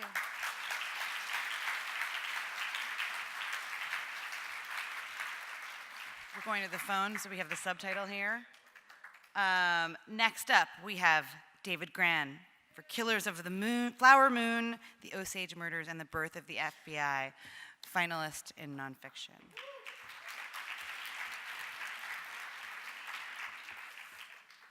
Hello, it's so great to be here. I'm going to read from the early portions of Killers of the Flower Moon. What you have to know, just for context, is takes place in Oklahoma. The setting is 1921 on the prairie. The Osage, members of the Osage Nation, were the richest people in the world back then because of oil under their land. And in 1921, 2 members of the Osage Nation had disappeared. One of them was named Anna. Her sister Molly had been looking everywhere for her. And the other Osage was a man named Charles Whitehorn, who had also disappeared around the same time.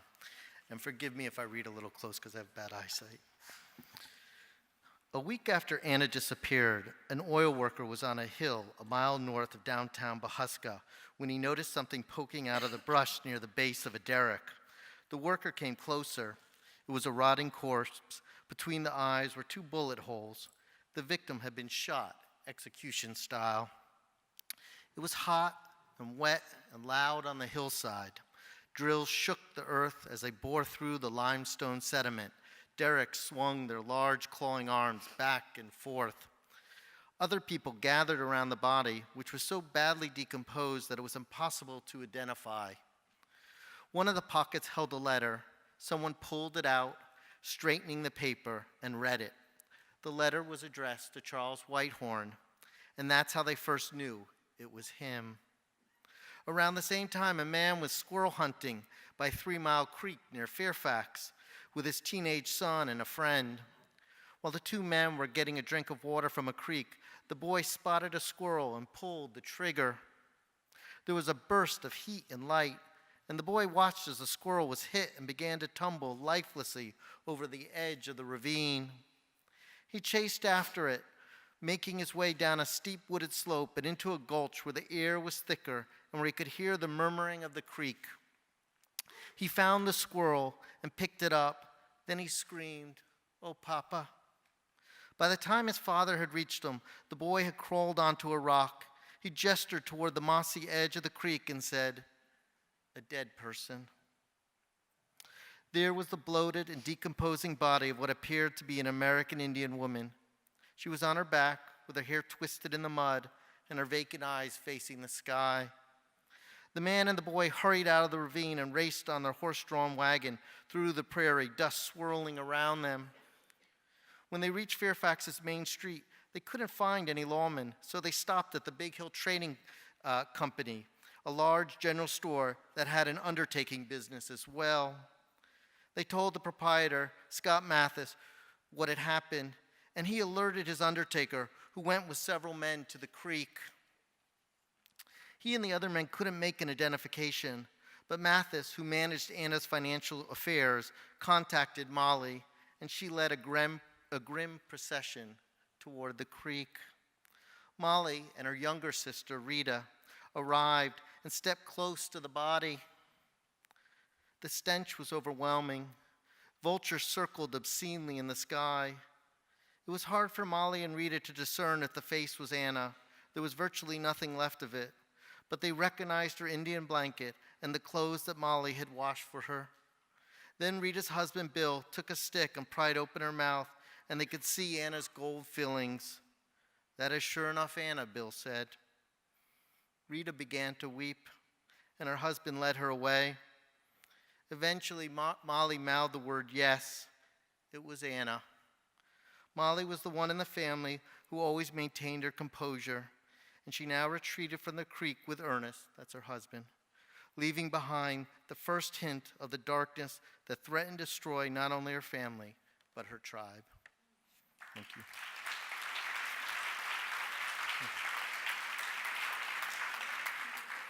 You spent quite a bit of time in the Osage community researching for this book. What was it like to be among folks who are still dealing with these largely forgotten atrocities? Yeah.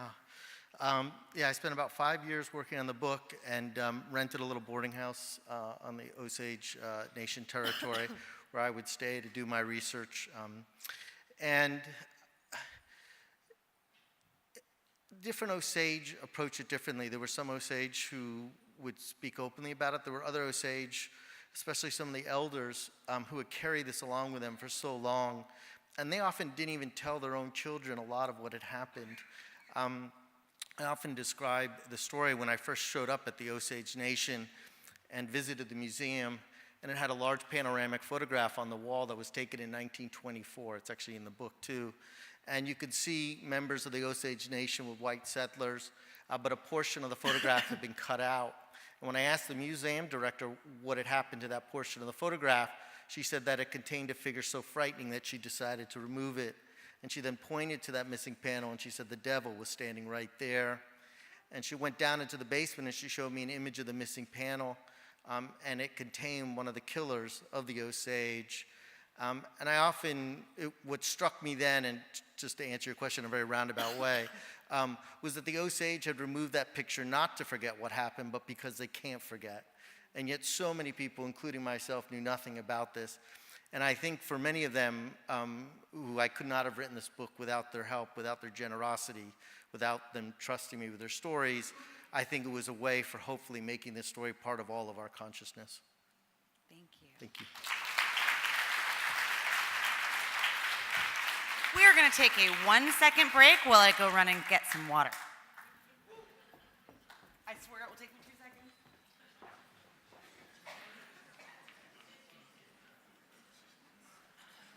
And we're back. We're back. Yes. Okay, next up is Erica Armstrong Dunbar. Never Caught. I will read the subtitle in a moment. Finalist, nonfiction. You have the subtitle. Want me to read the subtitle? Mm-hmm. Okay. It's a good subtitle. Good evening, I'm Erica Armstrong Dunbar, and I'm reading from Never Caught, the Washington's relentless pursuit of their runaway slave, Ona Judge. It's much better when you read it. And I'm going to actually start in the middle of the book. And first of all, let me just thank you all for being such a great audience and hanging in there with us. There are a lot of us reading, all of us wonderful and fantastic. But and as writers, I love to write, but I adore these moments with the audience where I get to have sort of a conversation with you. So thank you for being here. I'm going to start in the middle of the book. And just to set it up, it's the spring of 1796. And Ona Judge, who was 22 years old, had lived in the North with her owners, George and Martha Washington. She'd been taken from her birthplace of Mount Vernon to New York and then Philadelphia. And she'd lived there for close to 7 years. And so I'm reading from a sort of pivotal moment for Ona.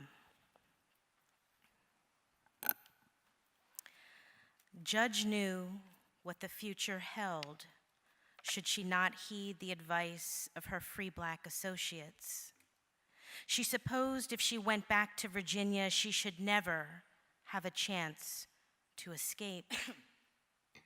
Once she learned that upon the decease of her master and mistress, she would become the property of a granddaughter of theirs by the name of Custis, she knew she had to flee. She imagined that her work for the laws would begin immediately, not after the death of her owners, prompting a fierce clarity about her future and her dislike for Eliza Custis. She was determined never to be her slave. Her decision was made. She would risk everything to avoid the clutches of the new Mrs. Law. Judge was well informed, and knew that her decision to flee was far more than risky. But still, she was willing to face dog-sniffing kidnappers and bounty hunters for the rest of her life. Yes, her fear was consuming, but so too was her anger. Judge could no longer stomach her enslavement, and it was the change in her ownership that pulled the trigger on Judge's fury. She had given everything to the Washingtons. For 12 years, she had served her mistress faithfully, and now she was to be discarded like the scraps of material that she cut from Martha Washington's dresses. Any false illusions she had clung to had evaporated, and Judge knew that no matter how obedient or loyal she may have appeared to her owners, she would never be considered fully human. Her fidelity meant nothing to the Washingtons. She was their property, to be sold, mortgaged, or traded with whomever they wished. The beast that slept in every slave's soul was awakened, confronting a future with Eliza Law, coaxed the hunger for freedom out of the recesses of Judge's mind, and now she was willing to fight for what she clearly believed was her right. Her decision to run was just the beginning of her liberation. Thank you.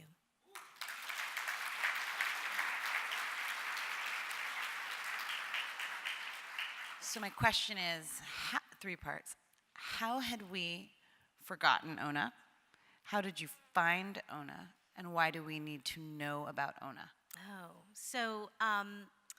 I'm a Philadelphian, and there are two places in the nation that knew a little bit about Ona Judge, and that was Philadelphia and Portsmouth, New Hampshire, which is where Ona Judge eventually escapes to. I think we've forgotten about Ona for many reasons, but it's a reason that's very common when we think about the history of enslaved people, of women in particular, of people who were illiterate and unable to write their stories or tell their stories. And so it takes historians, journalists, people who are willing to spend many years in archives to find and track these people. I also think Ona's story tells us something very different about our American narrative, and more specifically about the first president of the United States and about his attitudes regarding slavery. And Ona's story allows us to look at the founding of the nation through the eyes of the enslaved, not through founding fathers. And I think that skips to the end of the question, which is, I spent many years in archives, but I came across a runaway slave advertisement that the Washingtons placed in the newspaper for Ona. That was my first encounter with her in the archives, and I thought, whoa, wait a minute. There are over 300 enslaved people at Mount Vernon, and you're advertising for this one woman in Philadelphia. What's that about? What happens to her? And it stuck close to me. I couldn't let it go.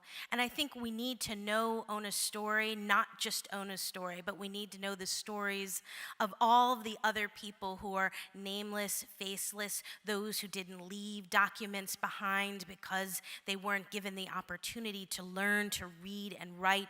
We must include their story if we want an accurate American narrative. Thank you.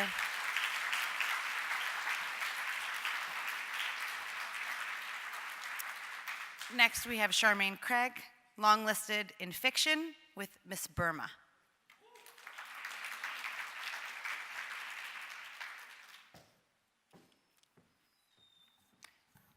Really lovely to be here. I'm just going to read a short section of the book, and I need to tell you a little bit about it to set it up. It takes place during a beauty pageant, the Miss Burma pageant, and it's told from the perspective of a man named Benny. He is a political prisoner, but he's been released from his home where he was held under house arrest so that he can attend the pageant, which takes place in 1956 at Aung San Stadium. And he's been allowed to leave his home because his daughter, Louisa, is a participant in the pageant. And he's been very worried, actually, leading up to it, because Louisa's very stoic, if begrudging, about being involved in the pageant. And he's particularly worried that the organizers of the pageant have a special interest in her because she's a minority. So he's just sat down, the lights have come up, the first contestants have come out, and Benny's deflated to see just how diminished they seem in the face of their circumstances. Then Louisa emerged in a simple white suit, and it was as if a switch were thrown. And was some amplification of lighting responsible for her skin appearing so luminous? Her smile seemed to reach out past him and across the stadium, to reach out as if to fling the gates open and let everyone in. Who was this creature? He was still asking himself a quarter hour later, when Louisa was invited to present herself uniquely to the judges. Who had taught her to move on those gold heels, not cheaply or brashly, not frantically? No, there wasn't a tense or unnatural note in the way she fell into a smile, cast her eyes over the stands, turned, looked with another unabashed glance back at the audience. Here, rather, was a young woman radiant with self-possession. Yes, this was precisely what distinguished her from the rest, not the mechanics of her beauty, the way her eyes were set above the sculpture of her cheekbones, or the voluptuousness that Benny preferred not to notice. All of these girls were knockouts, mechanically speaking. Rather, what distinguished her was what she did with her looks, disregarded them, so that the outer luminosity gave way to a more resplendent inner one. Wasn't it a truism that a virtue was a virtue only by dint of its keeper's unconsciousness of it? And didn't she seem to be unself-consciousness made manifest? A sort of heavenly body, obediently prepared to shine on for the others, spinning and circling around her composure, until the light of that composure must finally perish. I give you my light, she seemed to communicate, that you might have a measure of grace. I give you my naturalness, that you might see a simpler, more natural life, one unspotted by the shadows of divisiveness. Yes, I have the blood of various peoples coursing through my veins, but what of it? We are all various. Don't despair. Stop these arguments. Content yourself with enchantment.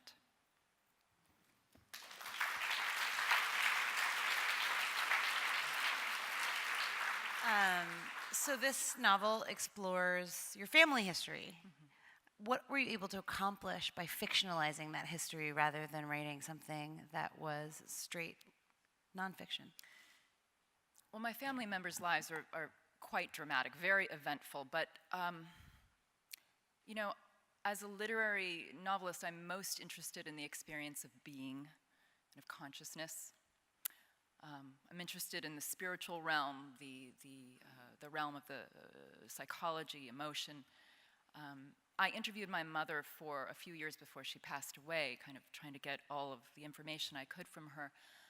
But she wasn't able to really bring out all of that inner stuff that I just mentioned. I think part of her coping strategy was never looking back, never looking inward. And so it just made a lot of sense for me to take the imaginative novelistic leap in order to, to bring that out. And also I must say that as a literary writer, I'm principally interested in the human experience. and even, if I might say, the timeless experience. And so it was important for me, in order to achieve that, to fictionalize the specific story of my family members. Thank you. Thank you.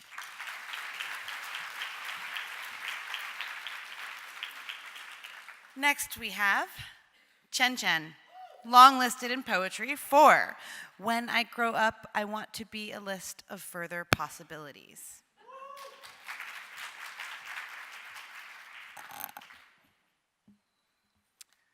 This is a poem called In the City for Monica Soak. These bridges are a feat of engineering. These pork and chive dumplings we bought together before hopping on a train and crossing bridges are a feat of engineering. Talking to you, crossing bridges and trains, eating pork and chive dumplings in your bright boxcar of a kitchen in Brooklyn is an engineer's dream feat of astonishment. Tonight I cannot believe the skyline because the skyline believes in me, forgives me my drooling astonishment over it and over the fact that this happens this night, every night, its belief glittering, mad, and megawatt like the dreams of parents. By the way, is this soy sauce reduced sodium? Do you know? Do we care? High, unabashed sodium intake. Unabashed exclamation points. New York is an exclamation I take, making my escape away from the quiet, snowy commas of upstate and the mess of questions marking my Bostonian past. In New York, we read Darwish. We write broken sonnets, finally forgiving the broken English of our mothers. We eat pork and chive dumplings, and I know it's such a 90s fantasy of multiculturalism that I am rehashing. But still, in New York, I feel I can tell you how my mother and I used to make dumplings together, like a scene out of the Joy Luck Club. The small kitchen, the small bowl of water between us, how we dipped index finger, thumb, sealed each dumpling like tucking in a secret goodnight. The meat of a memory, a feat of engineering, a dream of mother and son, interrupted by the father, my father, who made my mother get on a plane, a theory, years of nowhere across American nose, a degree that proved useless, proved he was the father. I try to build a bridge to my parents, but only reach my mother, and it's a bridge she's about to jump off of. I run to her, she jumps, she's swimming, saying, finally I've learned, all this time, trying to get from one useless chunk of land to another, when I should have stayed in the water. And we're drinking tap water in your bright Brooklyn kitchen. I don't know what to tell you. I thought I could tell this story, give it away out of itself. Even here, in my fabulous Tony-winning monologue of a New York, I'm struggling to get to the joy, the luck. I tell you my mother still boils the water, though she knows she doesn't have to anymore. Her special kettle boils in no time, is a feat of engineering. She could boil my father in it, and he'd come out a better person, in beautiful shoes. She could boil the Atlantic, the Pacific, every idyllic American pond with its swans. She would.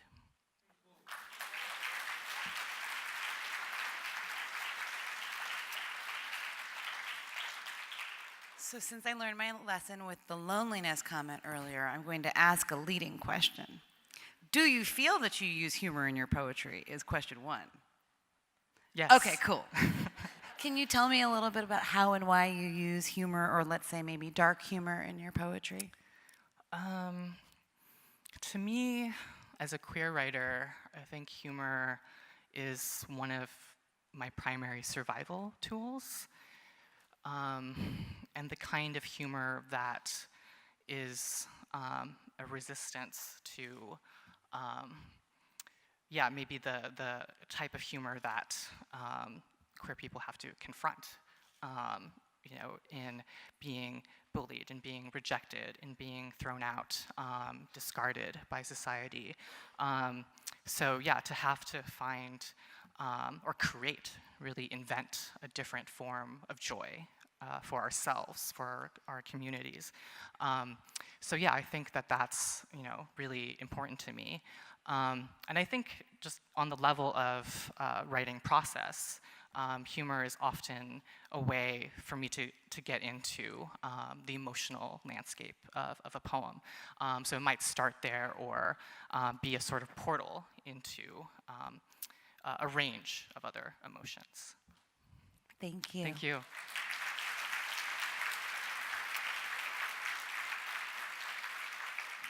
Next, we have Frank Bedart, winner of the 2017 National Book Award in Poetry for Half Light, Collected Poems, 1965 to 2016.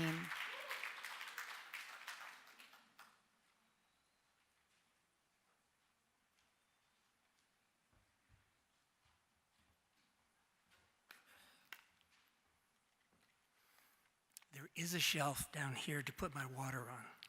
I know you I've brought been your thinking own. the whole evening there was no shelf for my water. And then Lisa brought water on and she found a shelf. But you were clever enough to bring your water up here to begin with. I always need, it's my security blanket. I'm going to read two poems.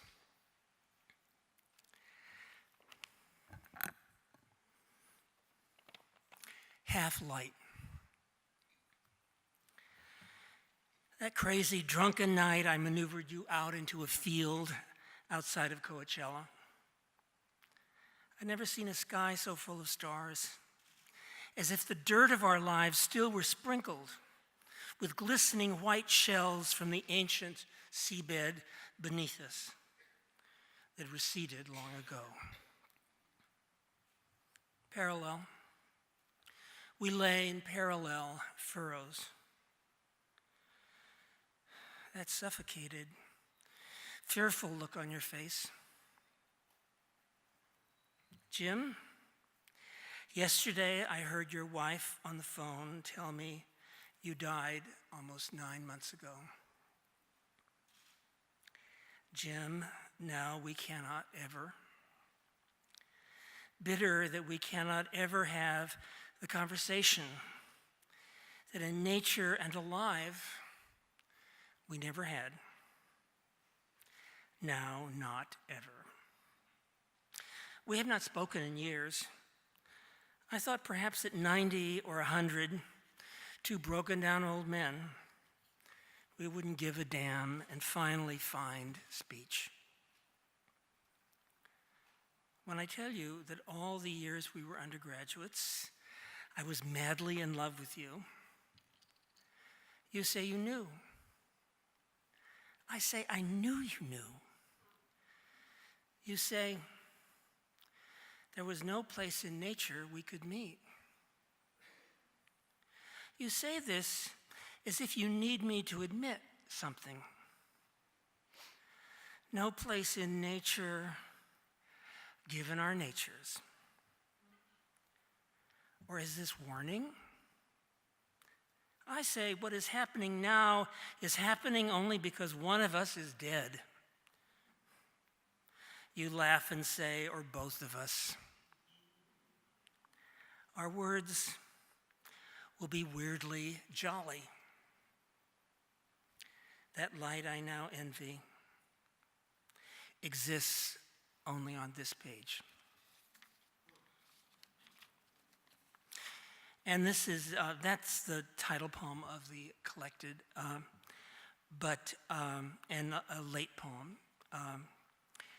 But I'm going to now read a shorter, quite early poem that was ended, I think, my third book. Anyway, it was the end of a book, an early book. It's called Guilty of Dust. Guilty of dust. Up or down from the infinite center, brimming at the winking rim of time. The voice in my head said, love is the distance between you and what you love. What you love is your fate. Then I saw the parade of my loves. Those performers, comics, actors, singers. Forgetful of my very self, so often I desired to die to myself, to live in them. Then my parents, my friends, the deranged specters once filled with my baffled infatuations, love and guilt and fury and sweetness for whom? Nail spirit yearning to the earth. Then the voice in my head said, whether you love what you love or live in divided, ceaseless revolt against it, what you love is your fate. Thanks.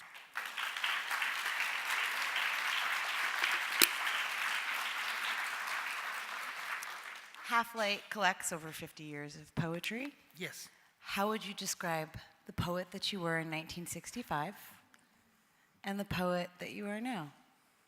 And since you're a poet, you can use very few words if you'd like. Wow. Or many. Depends on the kind of poet you want to be. It's a great question. It's a huge question. I've written a lot more poems. I think in many ways, the poet that wrote my first book was terribly earnest and eager to find some way to get down on paper what he thought of as his sensibility, his soul. And in many ways, I think that person was relatively callow. I look back at some of the poems about my family, and they imagine alternatives to the fact of my parents' lives that I think were a little too easy. I think the longer I have lived, the more I realize how hard it is to make decisions to live a life, not to get chewed up by life. So I think, I hope the person that's writing now is wiser. And he certainly has a lot more experience writing poems. Thank you.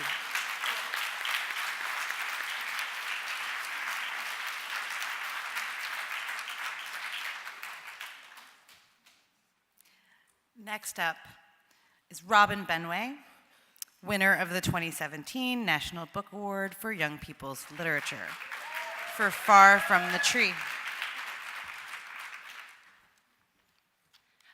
Thank you so much. I'm going to read a little bit from Far From the Tree. A little context. It is about 3 siblings, all of whom were put up for adoption as babies. They all share the same mother. And Grace and Maya are the 2 youngest, and they were privately adopted. Joaquin, however, is the oldest at 17. He is half Mexican. His father was Mexican. And he was not adopted. Through a series of unfortunate events, he grew up in foster care. And at the very beginning of the story, the 3 siblings do not know that the other 2 exist.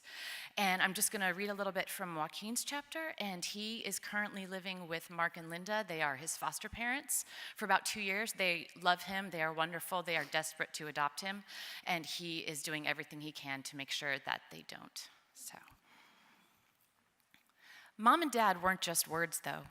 Joaquin knew, in a way that he knew every true thing, that if he spoke those 2 words, they would reshape him. If those words ever left his mouth, he would need to be able to say them for the rest of his life. And he had learned the hard way that people could change, that they could say one thing and do another. He didn't think Mark and Linda would do that to him, but he didn't want to find out either. He had once dared to call his 2nd grade teacher Mom one afternoon during their math lesson, just to feel how the word felt in his mouth, how it sounded in his ears. But the resulting embarrassment from the other kids had been so sharp and acute that it still burned hot when he thought about it all these years later. Joaquin had long gotten over not having parents. He wasn't as dumb as he had been when he was little, when he tried to be charming and funny like those kids he saw on sitcoms. He changed foster homes so mmany times when he was 5 years old that he went to 3 different kindergartens, which meant that he managed to dodge that brutal Star of the Week bullet, where kids talked about their homes and families and pets, all the things that Joaquin was already painfully aware that he lacked. Once, in 10th grade, Joaquin had to write an essay in his English class about where he would go if he could travel back in time. He wrote that he'd go back to see the dinosaurs, which was probably the biggest lie he'd ever told in his life. If Joaquin could go back in time, of course, he'd go find his 12-year-old self and shake him until his teeth rattled, and Joaquin would hiss at that kid, "You are fucking everything up." That's when he had been really bad, when he would give in to the fury that bubbled up under his skin. He would writhe and scream and howl until the monster retreated, satiated for the time being, leaving Joaquin wrung out and exhausted, beyond comfort, beyond punishment. No one wanted a kid like that, Joaquin knew now, and they especially didn't want one who wet the bed nearly every single night. He knew that there probably wouldn't be anyone at his parent-teacher conferences at school, listening as the teacher told him what a good artist Joaquin was. There was no one to take a picture of him standing under the blue ribbon that someone had pinned to his drawing at the school's art fair in 4th grade. Joaquin had long ago figured out that if he didn't expect people to be there, then he wouldn't be disappointed when they didn't show up. He hadn't had that many strokes of good luck in his life, but Joaquin knew that he had gotten lucky by not having any siblings. He had seen what that had done to the other kids, how hard they fought to stay together, and how destroyed they were when they were inevitably pulled apart. He had seen the older brothers try desperately to be adopted by families who only wanted younger sisters. He had seen older sisters wrenched away from younger brothers because there wasn't enough room for 3 kids in a foster home, and social services sometimes separated siblings by gender. It was hard enough for Joaquin to keep himself together, keep his heart and mind above water in a tide that only wanted to drown him. He could have never kept someone else afloat, too. He was glad he didn't have to, that he was untethered, even if he sometimes suspected that without that tether, he could just float away and no one would ever know he was gone, that no one would ever look for him again. Mark and Linda would probably look for him, Joaquin realized, but they would not adopt him, he had decided. Joaquin had been adopted once before, and he was never going to let it happen again.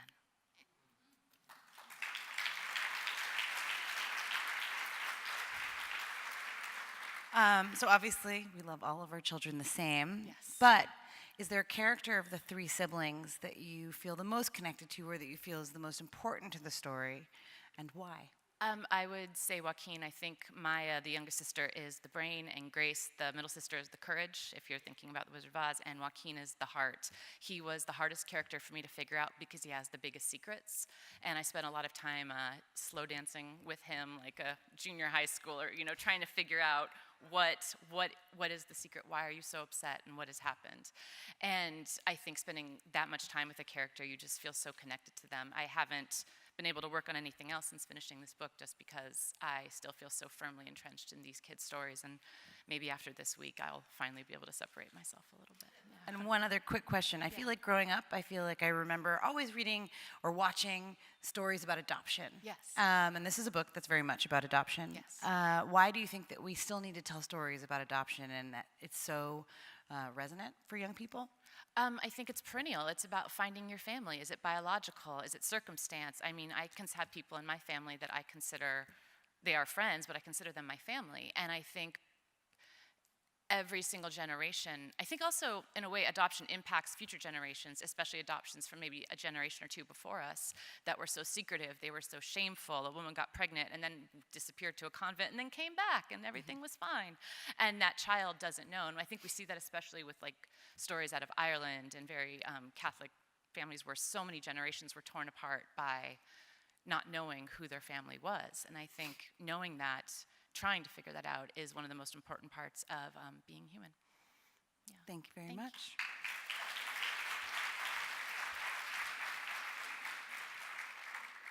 Penultimate author, Daniel Alarcon. Long-listed in fiction for The King is Always Above the People. We had very good titles this year. Hi, everybody. I'm going to read from a story called Extinct Anatomies. I'd been in Lima for the first half of the year, For 2 months, winter months in the Southern Hemisphere, I visited my cousin's dental office every Tuesday. I'd gotten financing for a recording project, and since I had no insurance back in the States, it seemed like a good time to get my teeth fixed. Before I left, my girlfriend let me know she approved. Maybe, she said, it will make you more willing to smile. My cousin and I had a standing appointment, which I kept at all costs. My case was a difficult one, he told me again and again. Repeating it so often, I began to take some pride in this. How'd you break your front teeth, he asked on my first visit, and without hesitating, I described a schoolyard fight I'd once observed. 2 brave, wiry boys pummeling each other with abandon. In my telling, I was one of the boys. Interesting, my cousin said. He ordered x-rays as if to confirm my story. When I was a boy, my cousin lived with my family in Birmingham, Alabama. He went to the local public school, and most weeknights, one young lady or another would phone our house and ask to speak to, and here she would stretch out his name in an impossible southern drawl, and my mother, always severe, would correct her and then call it out loud. Upon hearing his name, my cousin would race to the kitchen like a man on fire, stretching the long cord into the hallway where he'd spend an hour whispering his broken, seductive English into the receiver. In matters of flirting, he was a minimalist. "Oh, your hair," he'd say, or "oh, your eyes." I'd eavesdrop, unable to fathom what a girl might say in response to these cues. When it was over, he'd lock himself in the bathroom, emerge a while later, showered and combed, and as we prepared for bed, my cousin, flummoxed and anxious, would ask me in Spanish, "What do American girls want?" I was 8 years old. Now, my weekly dental appointments were the only time we saw each other. We didn't talk much. I spent most of our time together with my mouth open, blinded by the overhead lamp, trying to block out the sound and sensation of the drill. I curled my toes in my shoes or jammed my hands into my pockets and squeezed my wallet like a man being mugged. "I'm sensitive to pain," I told him that first day, hoping he would be gentle. He smiled. "I know," he said. "I remember from when we were kids." Thank you.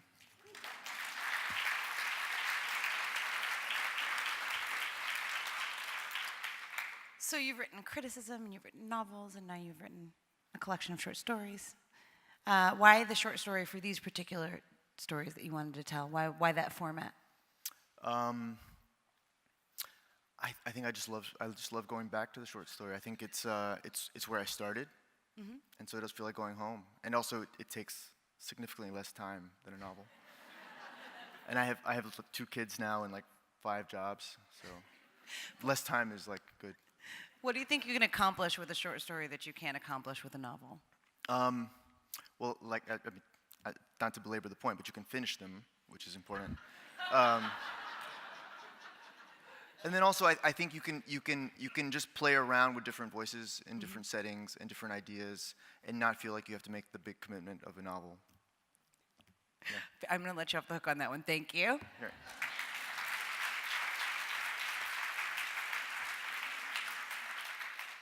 Last but not least, you're ready, is Elliot Ackerman, finalist in fiction for Dark at the Crossing. Thank you. You were ready. There are a few of you left. Thank you.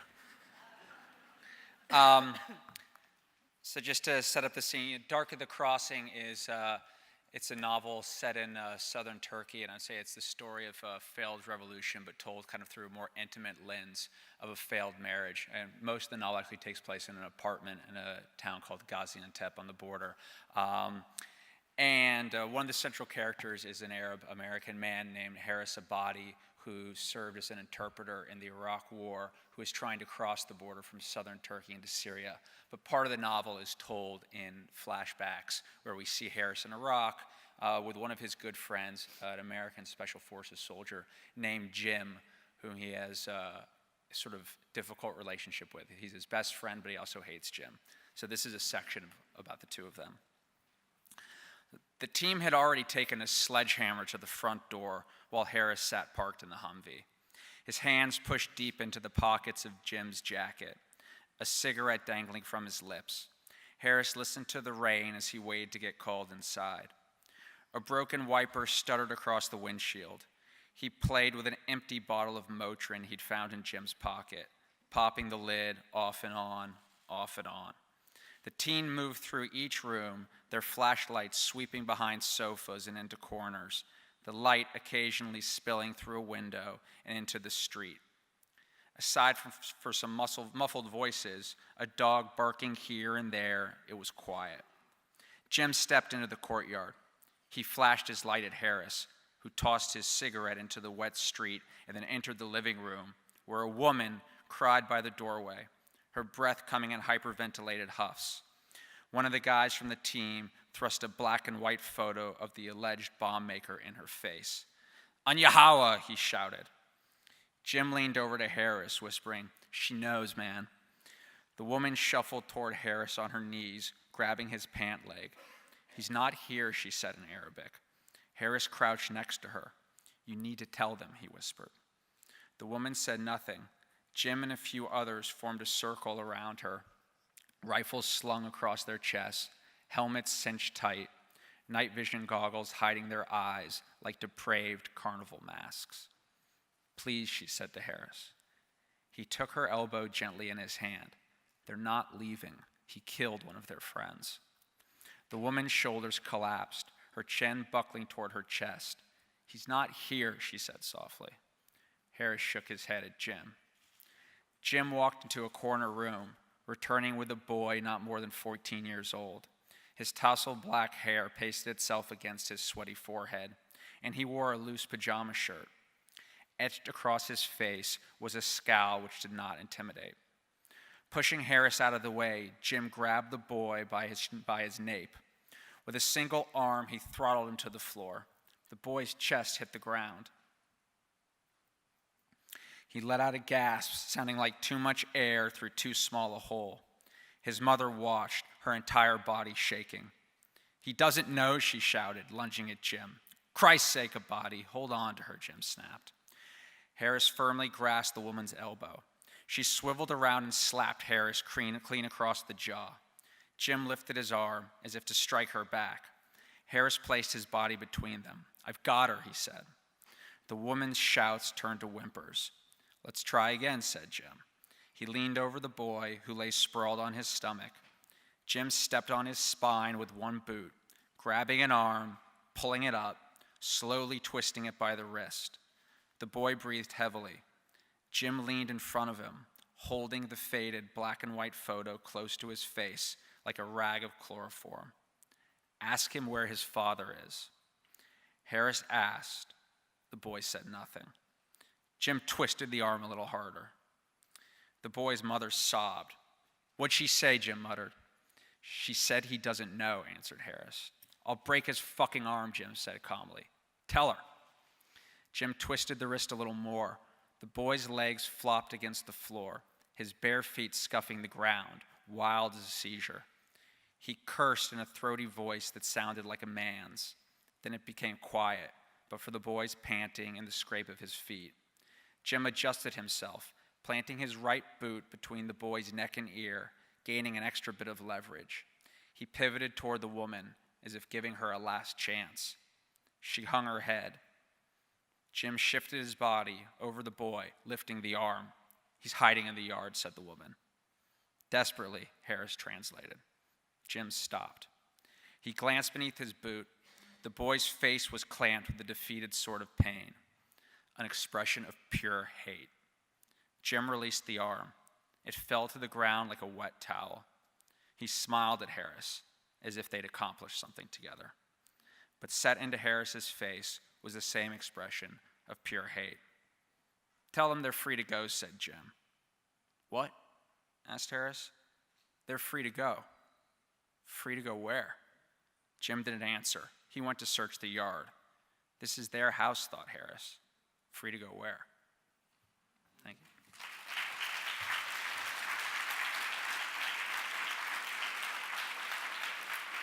So you write about people who have very different backgrounds from your own in your book.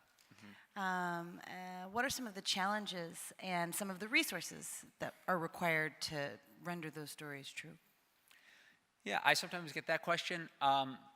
Harris isn't very different from me. Sure. You know, I fought in Iraq. Harris is he's an American. You know, happens to be Arab.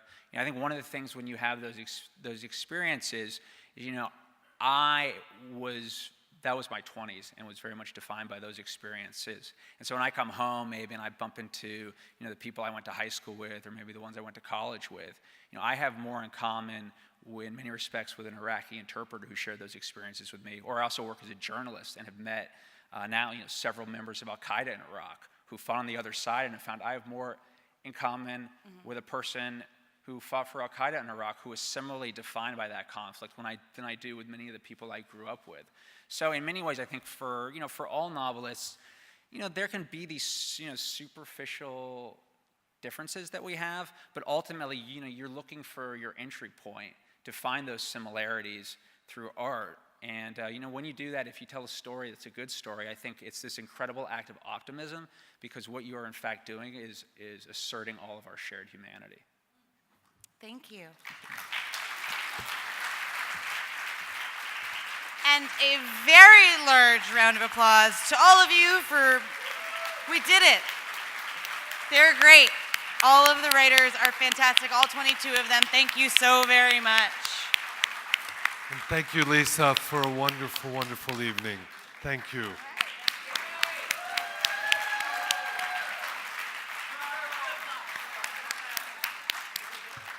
And thank you all you authors for giving us a remarkable evening that talks to the variety of voices that we have. It's a very golden age of writing right now, and it's just great to hear all of you read.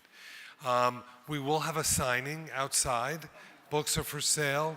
There'll be signing there. But then you get to hear everybody all over again tomorrow, because if you look at the schedule, you'll see where they're scheduled to read tomorrow as well.